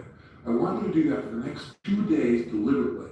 Then just carry your list around, and whenever it seems appropriate, over the next month, just glance at it when you're having an emotion, when you're having a feeling that doesn't feel good, and run yourself through the process. But do it deliberately and consciously for the next 2 days so you develop a habit in your head. Second assignment, make a list of all things you can do to make yourself feel good. Now, do you understand what I'm saying here? Just a list of anything you do at any moment in time that makes you feel good. Because I think most of us have never sat down and said, gosh, how many different ways do I have to feel good? Most of us only have a few ways consciously to do it. Smoke, drink, eat, make love might be a positive one, exercise, maybe go watch TV or a movie. But maybe you want to expand your list. And I did this recently for myself, and it was fantastic. I came up with 62 things that I can do to make myself feel good at any moment in time, no matter where I am. It was pretty darn exciting. I never realized I had that level of choice. And once I brought it to my conscious awareness, I had that list, and I feel like, wow, there's so many ways to feel good. I can do it any moment, no matter what's happening around me. And by having that many choices, I could throw out some of the old ones, like eating is a way to feel good. Maybe eating just becomes fuel then, because you got so many other better ways to feel good. I just realized how powerful music is for me in terms of changing my state. I was in my car and I have a stacking CD disc player, and in there I have classical music, and I have pop music and rock music. I mean, I go from listening to Aida and Bocelli to Blink-182 or Lenny Kravitz. And all the ranges of emotions that can change in a moment or two. I can go from being excited, ready to exercise, to just being deep in emotion. All that within a few moments using music. And you know what? There's no negative side effects. Except maybe the volume I use every now and then, but other than that, it's not there. So what are all the ways you can make yourself feel good that have no negative side effects? Make a list and then put them in order of what you'd be willing to use in any environment. Like, for example, taking the right kind of breath and just change the way I feel is a fantastic gift I can give myself, and I can do it anywhere, anytime, anyhow, even if there's not music around. So make a list for yourself. It'll expand your world, it'll expand your emotional choices and how to trigger yourself. Thirdly, look at these 10 emotions that you used to think of as disempowering. We keep calling them action signals. But the truth is, if you could avoid them altogether, and if you didn't need them to give you action signals, you were already acting, that would be your preference, wouldn't it? Or if you never got into the deepest part of those emotions. In other words, if you felt, mildly annoyed instead of absolutely frustrated, that'd certainly be to your advantage. So you might want to develop a belief, a singular global belief that really helps you not have to feel these feelings very often at all. I'll give you an example. I've done this for a lot of these feelings. If you look at an emotion like, for example, feeling lonely, a lot of people are afraid of being lonely, or they're afraid of being abandoned. Now, I always told people, I'm never afraid of being abandoned. You can never abandon me. I just follow you. I'm going to go after you. So I have a belief that says no one can abandon me, because if I really care about somebody, I can always make that relationship work. Or another one might be if a person is feeling like they're depressed or overwhelmed, a belief that I have is this too shall pass, and that the best is yet to come.